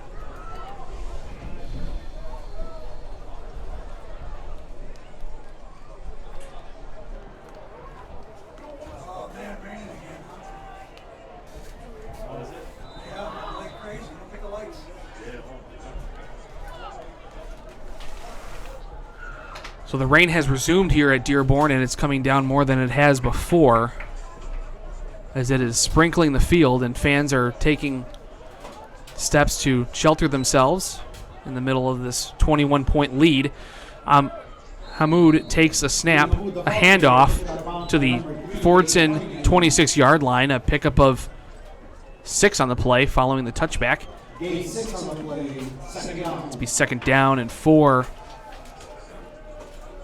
You just have to wonder why an onside kick wasn't attempted as you're already kicking from inside your opponent's side of the field, down 21 points. That would be the time I would certainly have called that play. If it doesn't work, it doesn't work, but that would have been an advantageous time to get the ball back at the 35-yard line. Hamoud with a right side carry has plenty of running room down the field. Huge blocks down the field as he has green grass in front of him. The 20, the 10, the 5. Touchdown Tractors. It's an 84-yard house call for Hamoud, and the Tractors extend their lead back to 4 touchdowns. He looks faster today than he did last game. No flags on the field?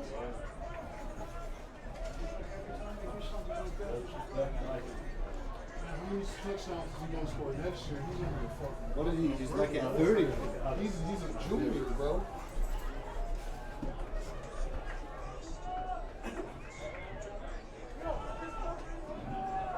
Mochila will attempt the point after.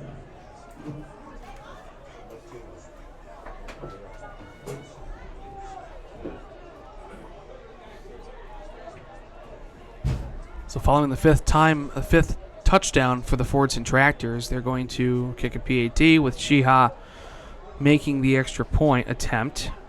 He's perfect, 4 for 4 tonight.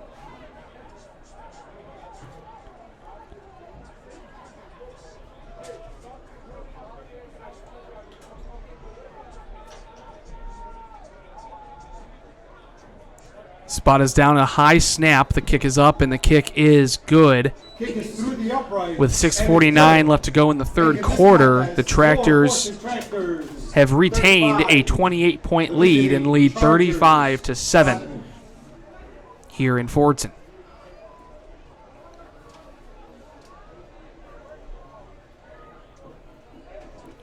Just a reminder, Chargers fans, you can catch every broadcast on our YouTube channel at Livonia Churchill Football.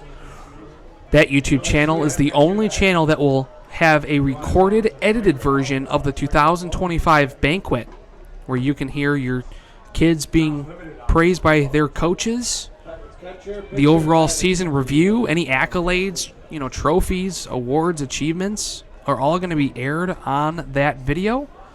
You can only catch that video on the YouTube channel at Livonia Churchill Football. Last year's went really, really well. If you want to listen to how it sounded, check out the YouTube channel and click on the 2024 banquet. I edited it so much that you could basically chapter any point and moment in that banquet and listen to whatever section you want instantly. I plan on doing that again for this season. From the 40-yard line of the Tractors, Shiha has the ball in tee, and another kick into the night. Rainy sky now, fielded by Braylon Hall from his own 2. Carries it up the middle with slippery running because of a wet field. He's brought down quickly at the Charger 16-yard line. And down 28 points again. The Chargers will try to punch in their second touchdown following their first touchdown of the night. Going for 6, courtesy of a Sage Adams 60-yard carry or 50-yard carry. And then the offense punching it in from there. John Moore had the reception for 18 yards.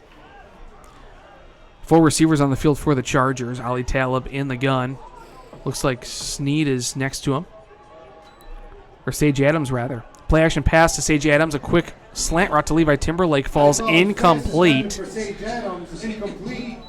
Wasn't nearly as open as the last time he ran that route. And after throwing into tight coverage, falls incomplete. 2nd down and 10. 6:35 in the 3rd quarter.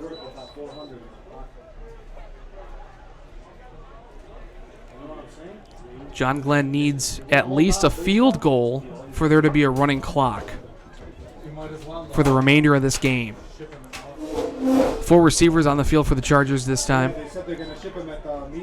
Now it's a quick handoff to Sage Adams, running right. Tries to find any kind of lane, is not going to happen. Tackled by a host of Tractors.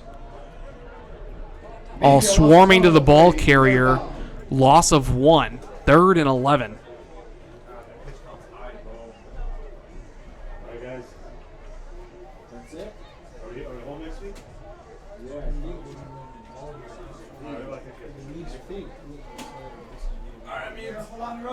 So now it's going to be 3rd down and 11 for this offense, and clock is ticking under 6 minutes here in the 3rd quarter.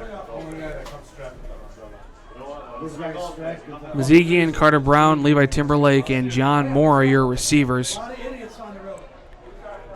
Ali Talib puts the running back in motion. A quick out route to Snead. And a low knee tackle made in the backfield by number 21, Hussein Abdul Stater, who had that fumble recovery earlier in the second half. And the Chargers are going to punt on a 4th and 10.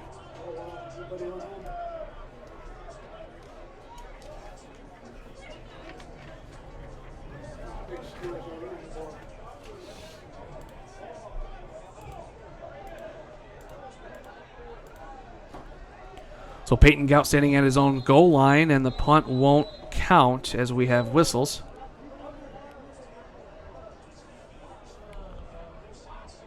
Possibly a false start for the offense.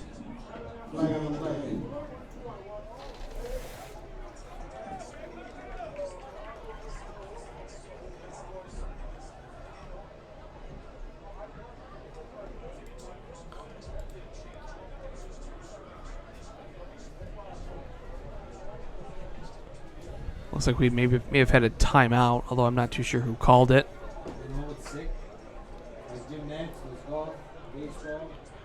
Scoreboard update out of Stevenson. It's getting ugly for the Spartans. It's 43-11 Franklin. They just continue to increase their lead. I don't have an update out of Dearborn, who's hosting Wayne Memorial. And in Belleville, the score still remains 22-15, but they're in the 4th quarter. So John Glenn giving Belleville a run for their money, trying to disrupt and defeat a 5-game win streak for the Tigers. And speaking of the Tigers, not so much Belleville, but more so the Detroit Tigers, they still find themselves down 1-0 in the bottom of the 4th, with Tiger star Tarek Skubal pitching. And Skubal is just begging for any kind of offense. Peyton Gout's going to re-kick following the timeout from his own goal line. Ball bounces at the 45-yard line. Takes a minor Churchill bounce, but not much. Down at the 49. So a 4-yard helper.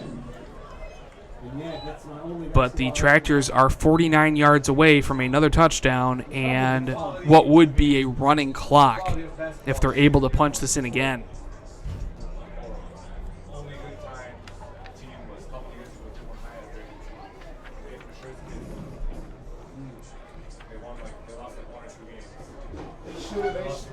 They should have went further. The kid that lived in Dearborn, the kid that made that foul, Tayshawn, made that dumb foul. That's Abe's other kid. That kid should have never been, man. So Awadallah in the pistol.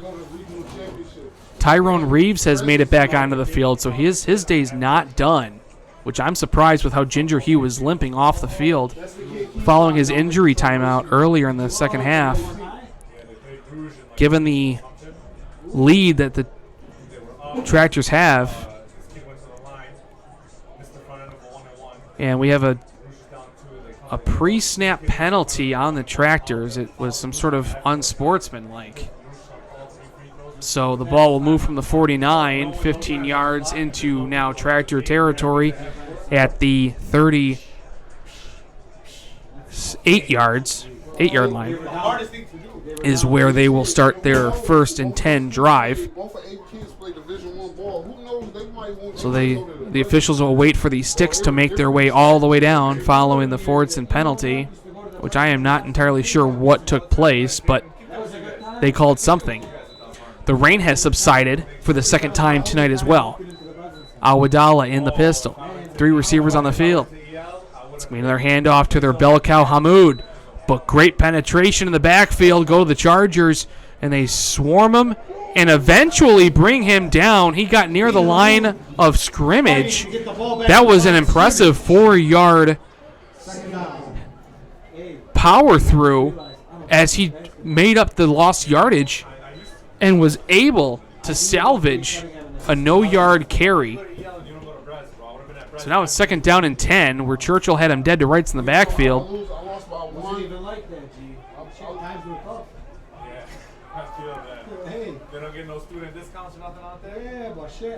So the Fordson Tractors await their play call, and they take their time with a running clock following the 1st down carry. I was up there in 2014 for the state championship. We lost by 1 to Hassan Alamyai comes in for Hamoud. Yeah, I had 2 Division I kids on that team. One went to Quarterback steps up, throws deep over the middle of number 1. Adam Darwish is wide open. The 30, the 20, the 10, 5. Touchdown Tractors. Awadallah found Adam Darwish wide open on a seam route. And the Tractors put another touchdown on the board.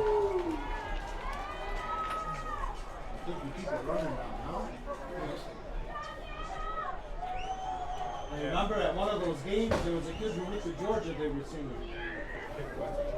And I was so impressed. I was so impressed watching that high school championship. Yeah. Because these guys were elite. Oh, yeah. So I lost in 2014 up to Milan in the state championship. We lost by 1. It was 50-50. So following the Tractors' 6th touchdown of the night, they will attempt a point after try to make it 42-7. 3 minutes to go in the game. Should have won. Wow. Still dizzy to this day. Shit hurt. And the spot is down. Kick is blocked by the Chargers for the 2nd time. And so it's going to be a 41-7 Fordson lead.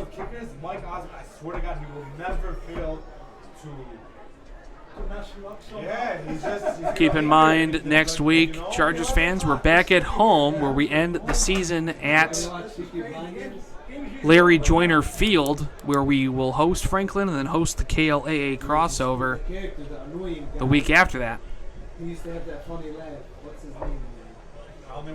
Pre-game starts at 6 p.m. next week from the safety and comfort of Larry Joyner Field in Livonia, Michigan. You know? It's exactly it. You know? It's exactly. I wish you understood the scene. Yeah. No, but I get it, though. Yeah. I get it.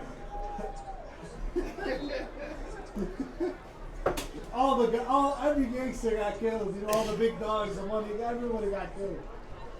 Next week, if you guys not doing nothing, stop by up here. What day? Saturday or Sunday. We pick a day. Literally?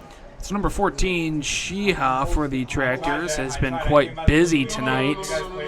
It's going to boot this one again into the night sky. Braylon Hall and Isaac Sneed are still back there to return. And number 22, Isaac Sneed. And the run-up kick And we have whistles, flags, offsides on the Tractors. Got a little too antsy. Attention fans, currently the concession stands are offering dollar pizza, dollar hot dogs. Get your dollar pizza and dollar hot dogs on both sides of the stadium at the concession stands. Hey, we found an ID. Can I see one plate? We found an ID. I don't know if you guys want to turn it into the office or something. I called it like 6 times. Yeah.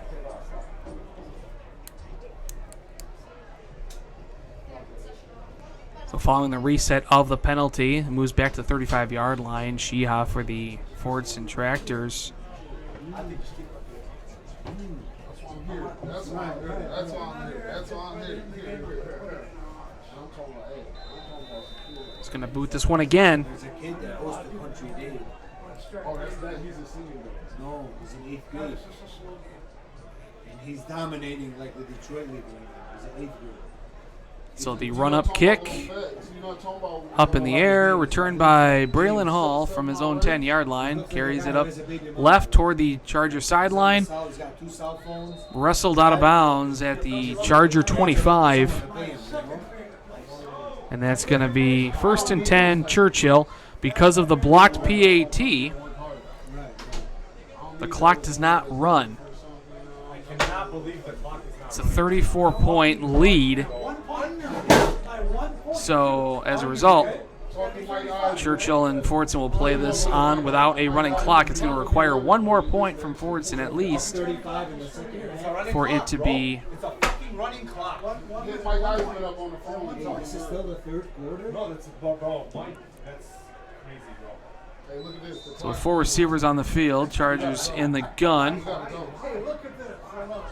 Carter Brown goes in motion from left to right. Taleb hands off to Sage Adams, who gets more reps at running back, breaks it outside to the Chargers sideline, gain of 11. 1st and 10, Churchill. Some quick running and maneuvering from the sophomore.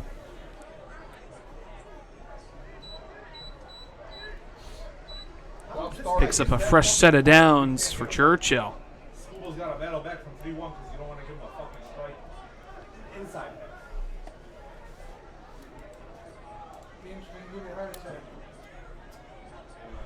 So with 2:50 and ticking in the 3rd quarter, this is a game that's going to stretch to near 10 o'clock. Ali Taleb in the gun. A low, slow play at the mesh point. Taleb takes it out right, has lots of blockers and green grass in front of him, into tractor territory at the 43-yard line goes the senior quarterback. 1st and 10 Chargers. And Churchill has a good drive going for themselves. Down 5 touchdowns.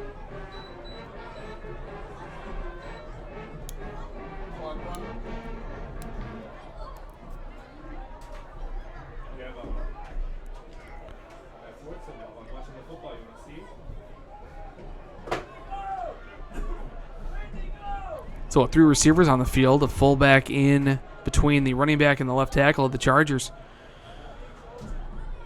Taleb takes the snap. It's going to be a pass. Looks over the middle. Has to get rid of the football. He's going to get hit, going to go down. Back at the Chargers side of the field to the 49-yard line. Ali Taleb was sacked. Number 99, Muhammad Sadiq. Big loss on the play. Big defensive lineman Muhammad Sadiq on the sack. Loss of about 6 yards. Ball sits just south of the 50-yard line.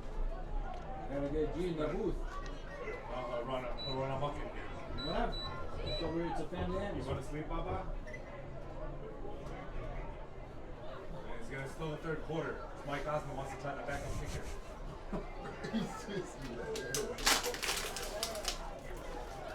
So with 3 receivers on the field, Taleb in the gun. Puts Timberlake in motion. It's a handoff to Isaac Sneed in a crowd at the line of scrimmage. No gain on the play. Number 45, Raymond Snow Jr. Hit him maybe one on the play. Down to a minute left to go in the 3rd quarter.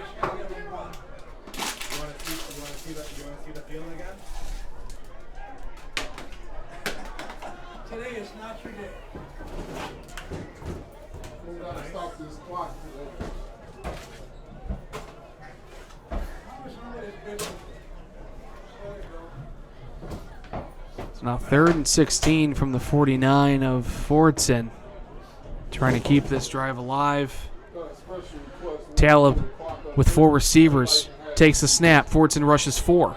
Talib is going to get hit, and he's going down again over the late flag at the 45-yard line of the Chargers. If it's anything against Churchill, it's going to be declined. This will be the second penalty as zeros hit on the game clock tonight. It was on the Chargers. It's declined. Flag is against the Chargers. So that's going to be... Bring up 4th down and very long. It's going to bring up 4th down, but that should also end the clock at zeros in the 3rd quarter. And it will. So while they flip the field on a 4th down, we'll take a 1-minute break. Fordson 41, Chargers 7. This is your home for Churchill Chargers football. Old World Style almonds have been a tasty choice right in your own community. Proudly produced just down the road from where the Chargers play at Schoolcraft in Newburgh, Old World Style almonds has a delicious tradition that has stood the test of time. We have stayed true to our roots dating back to 1984, using only fresh and standout techniques to separate ourselves from the competition. Whether you're looking for something sweet, salted, cinnamon candied, CBD infused, or even sugar-free, we have the finest almonds, cashews, peanuts, and pecans. We are proud to support the Livonia Churchill Chargers radio network because we believe in hard work, tradition, and of course, football always goes great with a cone of freshly roasted almonds. For those who attend the Chargers home games, come check out our food truck just parked outside the concession stands. Come by at Churchill's next home game and taste what everyone's talking about. To order from us directly, please visit our website at oldworldnuts.com. Simply click on the shop tab and order whatever catches your eye. You can't go wrong no matter what you choose. That's oldworldnuts.com, the perfect nut for any occasion.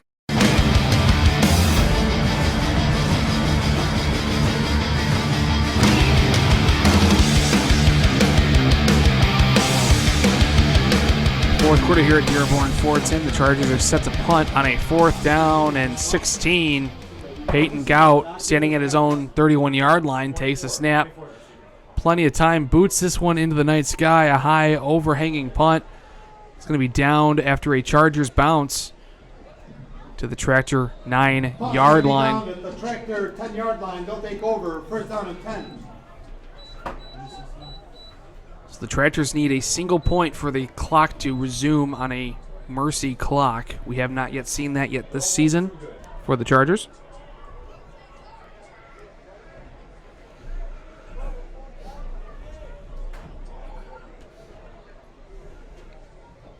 This is a game that is set to end around 10 o'clock, which is by far the latest finish we will have this season. And we even had an overtime game in Dearborn in week 2.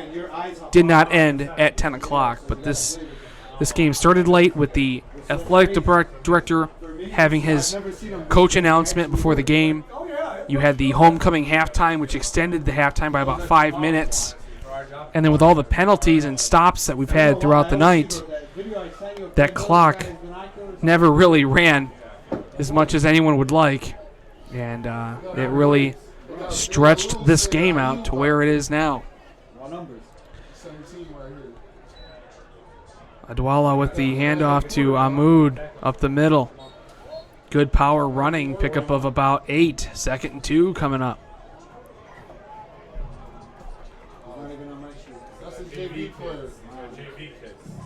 Number 41 up the middle for a gain of 8. 2nd down.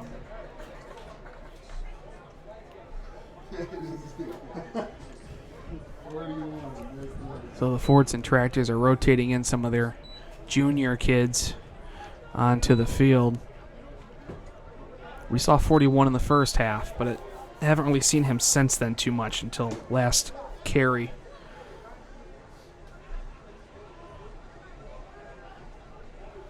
So number 15, the quarterback, hands it off to his running back. Ali Bazi is the quarterback. Number 41 up the middle. Number 41 carries it for a pickup of 10 yards. Be 1st and 10, Fordson.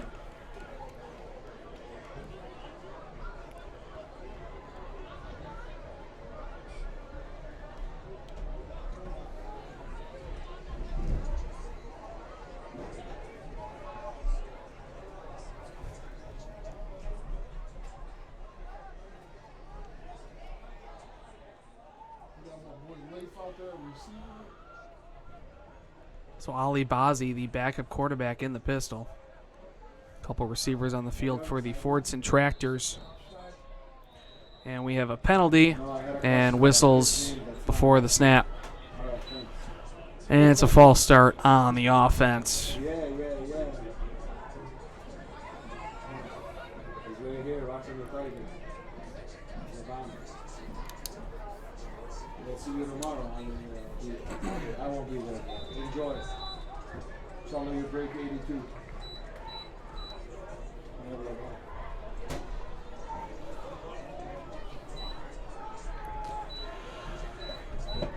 So we'll try this again with Ali Bazzi in the pistol with 3 receivers. Takes a snap. Hands off to the JV running back. We don't have a name for him. Carries it Number 41 right. pushed out of bounds by number 7. It's pushed out of bounds by Carter Carter Brown. Brown. Pickup of about 2 on the play. Second down and 8. Gains 2 on the play, brings up second down and 8. I will try to gather some finals around the KLAA. I do have a scoreboard update out of Belleville. John Glenn is only losing by 5. It's John Glenn 28. Or it's Belleville 28, John Glenn 23. Fourth quarter, of course. So that's going to be a close finish out of Belleville. Back here at Fordson, Ali Bazzi is going to see a pass attempt. Getting chased down by Aaron Cerrone. He's sacked in the backfield by number 12. Aaron Cerrone got him down. Aaron Cerrone, third down. And I have a final out of Stevenson. Franklin defeats the Spartans 43-11. And now Franklin controls their destiny for the Livonia City title, which will be determined next week here at Larry Joyner Field at Churchill. We'll have that game for you, of course. Out in Seattle, where the Tigers at some point need a run to even win the baseball game. They're currently losing 1-0 still in the bottom of the 5th. Out in Fordson, another handoff to their junior tailback, picks up 7, second down and 3 at the Tractor 37-yard line. We're down to 7 minutes and 45 seconds, as it seems like the Tractors and the Chargers are just interested in calling this a game and going their separate ways.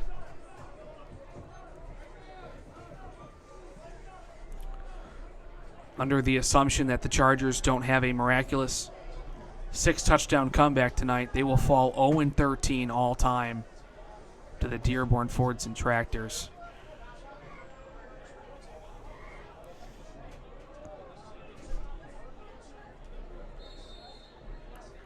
Dearborn calls timeout on a 4th down. Timeout on the field. Timeout. Tractors. 4. I thought it was 3rd down. Maybe it's not. So Chargers fans were hoping that when the KLAA kind of refined the divisions, that Churchill could earn that program win, that elusive program win over the Fordson Tractors. It doesn't look like it's going to be in the cards tonight. And maybe if we meet in the playoffs sometime down the road, we can go and earn that 13th win. Or rather, that first win in what will be 14 games somewhere in the future.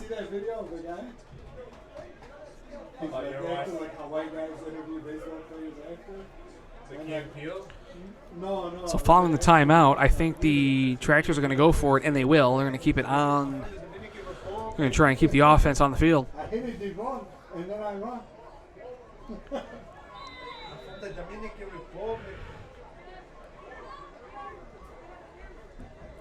Ali Bazzi in the shotgun. And now we have a Churchill Chargers timeout. Timeout on the field.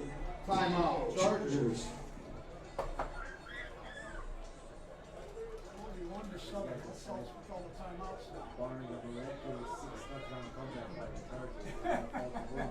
7 minutes, yeah. I want to know if he remembers that.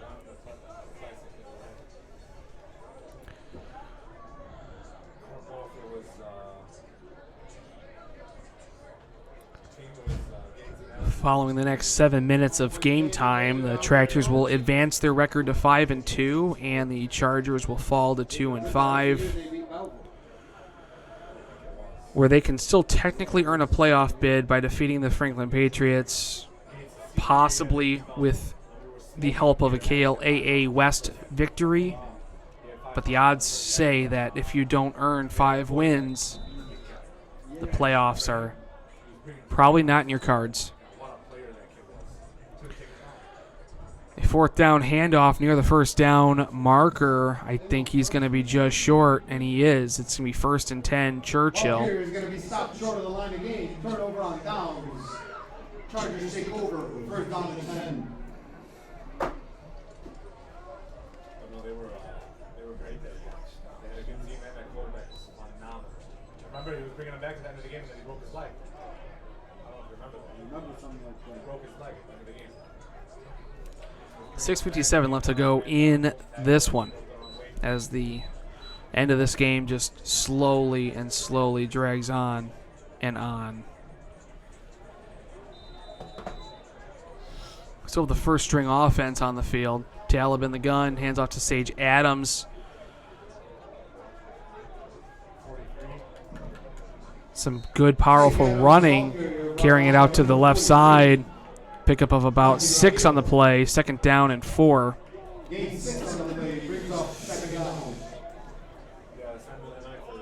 So Sage Adams comes out, Isaac Sneed comes in, and it's still the first string offense. All players on the offense are your starters for the Chargers.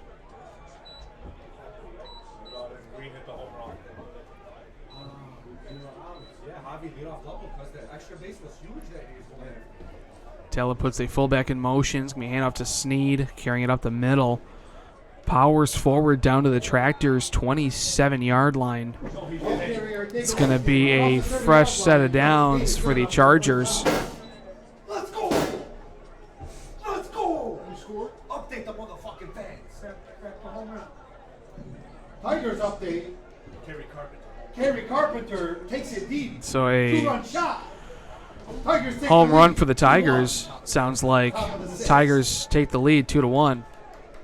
It's funny they changed the pitcher and he cracks the whole Kerry. So with 3 receivers on the field. Talib in the gun. Hands off to Braylon. Charger on the left side near the sidelines of the Tractors, down at the 16-yard line.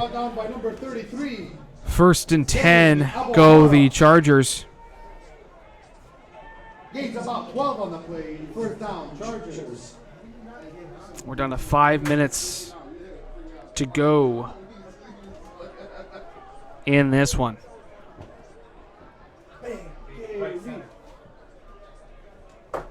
So have Fordson ever been good at baseball here? Like, what's good? They're in a shitty league. So Talib in the gun, 3 receivers on the field. Braylon Hall as the running back. Another handoff to Braylon Hall, same play as the last, running off the left side, going out of bounds near the 10-yard line. Good pickup of about 7. 2nd down and 3.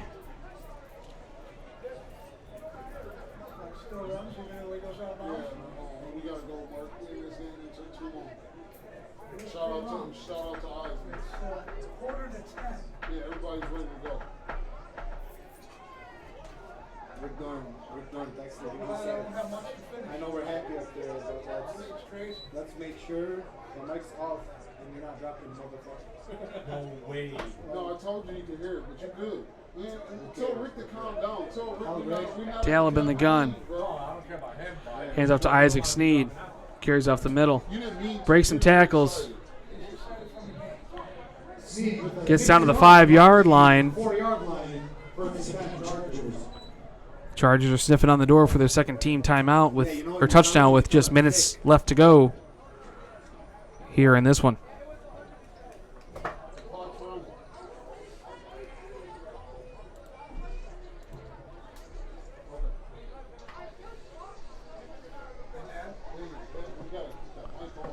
So from the 4-yard line go the Chargers. Three receivers on the field. Ali Talib in the gun. Isaac Sneed to his right. Takes a snap. It's a handoff to Isaac Sneed. Carries off right side. A big line of scrimmage tackle is going to bring him down. I think that was number 99. Oh, that was 55. Hassan Habola brings him down. 3 minutes left to go in this one. Churchill trying to score their second timeout.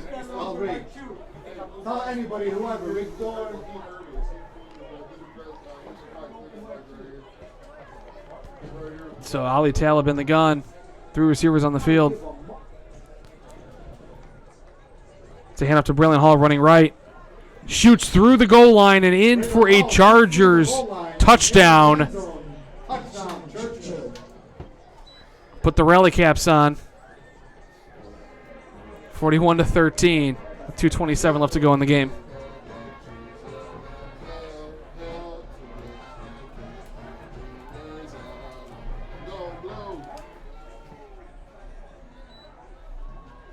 Michigan fight song over here, huh? So the Chargers come out in their 2-point look, compressed down to a point after attempt. Where Michael Resda is going to try to go 2 for 2 tonight on point after tries.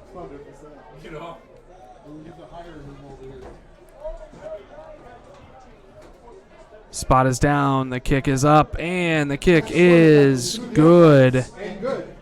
41-14 with 2:27 left to go in the game. That Churchill Chargers touchdown is as good as Raffaele's Pizza in Redford. Give Raffaele's Pizza a try and taste the best local pizza around. Give Raffaele's Pizza a call at 313-952-2002.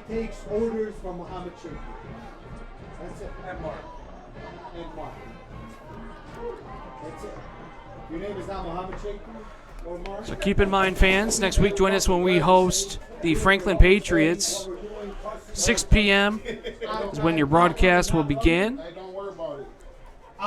Live from Larry Joyner Field. It should be our homecoming game, as we haven't had ours yet. This will be the Chargers' third homecoming game of the season as well. You know where I was born? As we had a homecoming game at Stevenson, a homecoming game tonight here at Fordson. We haven't had ours yet, but I believe it'll be next week as we host the Franklin Patriots. Any language that was picked up over the microphone over the course of tonight's game is not intentional, and I apologize if anything has been recorded. Michael Resda with a pooch kick fielded at the 20-yard line of the Tractors, running up the middle. Spins through a tackle, powers through another one, brought down at the 44-yard line. And this is most likely going to be the last few plays in this one.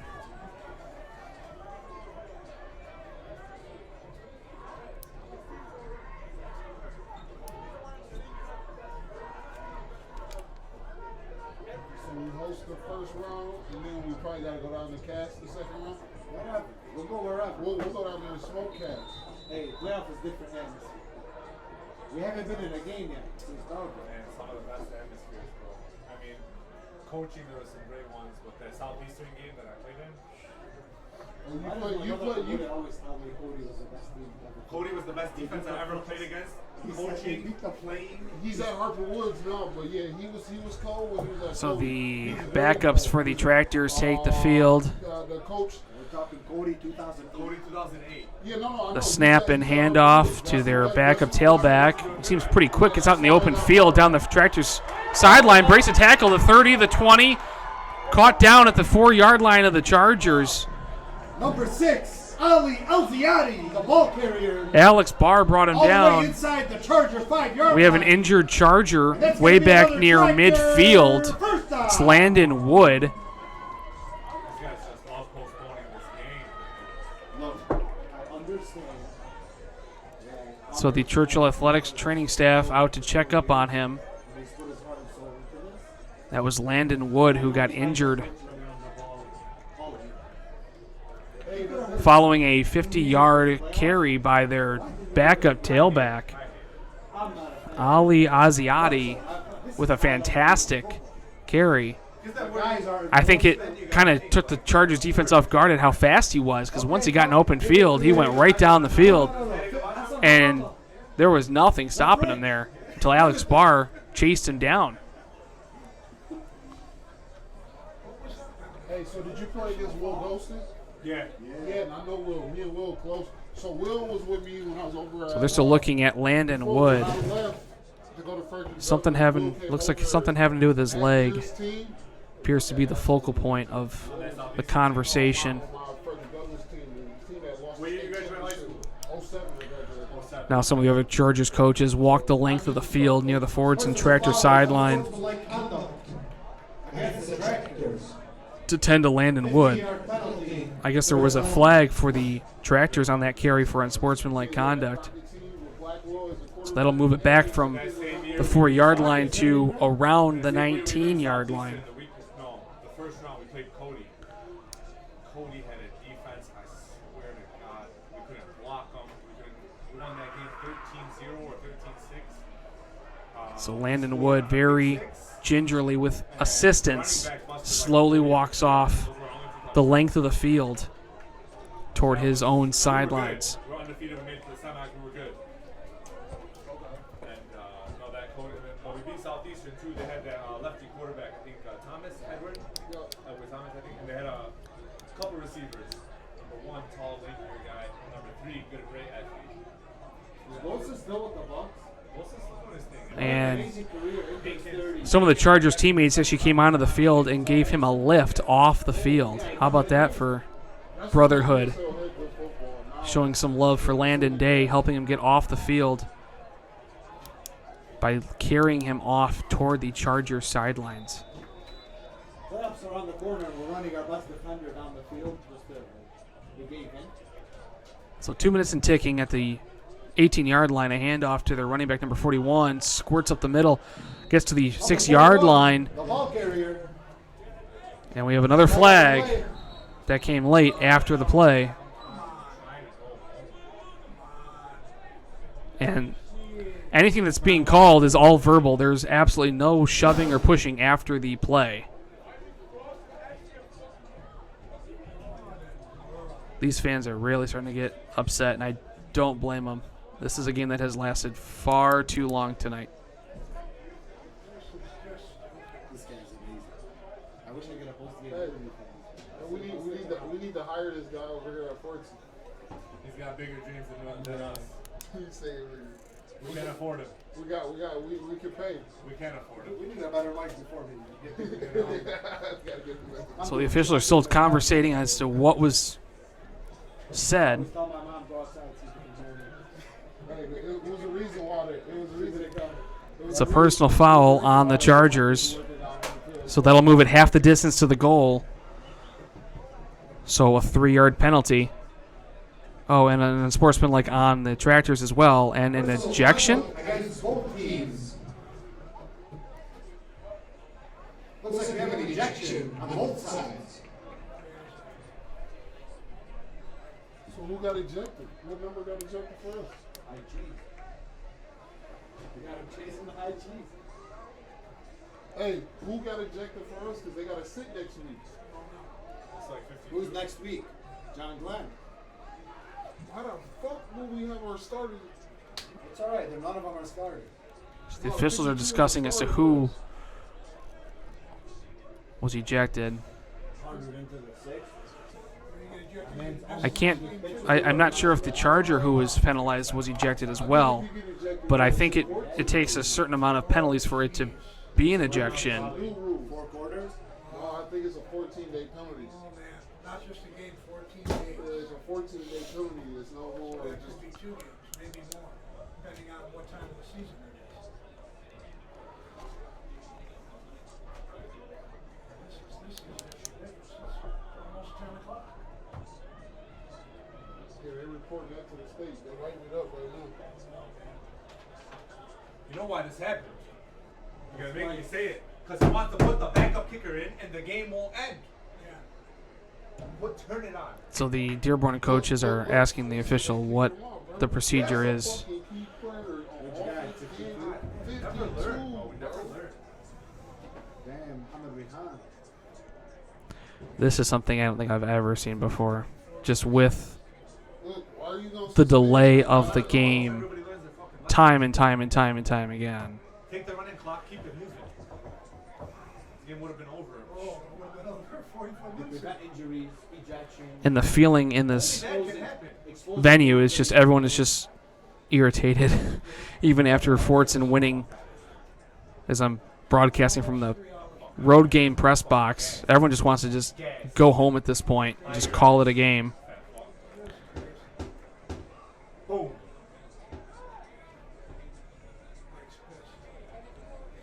Who's pissed? Me too. Where's he at? He's got a problem? I just heard the F-bomb up here. You heard it, Mark? So now we get a running, they run the clock,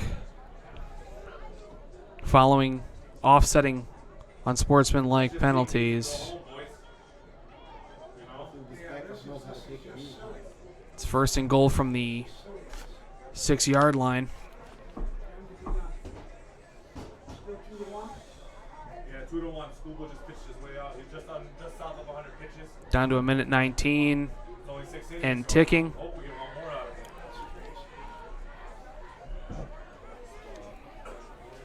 There we go. Yeah, here we And Dearborn Fordson goes to a knee. We'll run one more play and call it a night.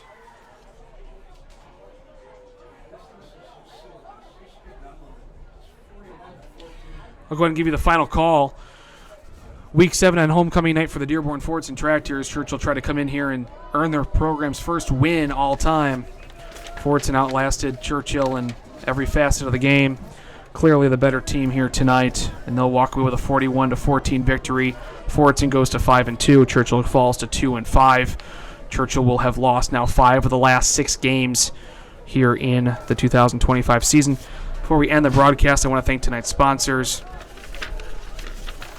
Hemlock Insurance Group, Looney Baker, Michigan Educational Credit Union, Old World Style Almonds, Preferred Dental, Quick Stop Oil Change, Raffaele's Pizza, Shook Heating and Cooling, The Big Smile, and Truck Central. Join us next week as we host the Livonia Franklin Patriots. Broadcast starts at 6 p.m. Have a good night, everybody.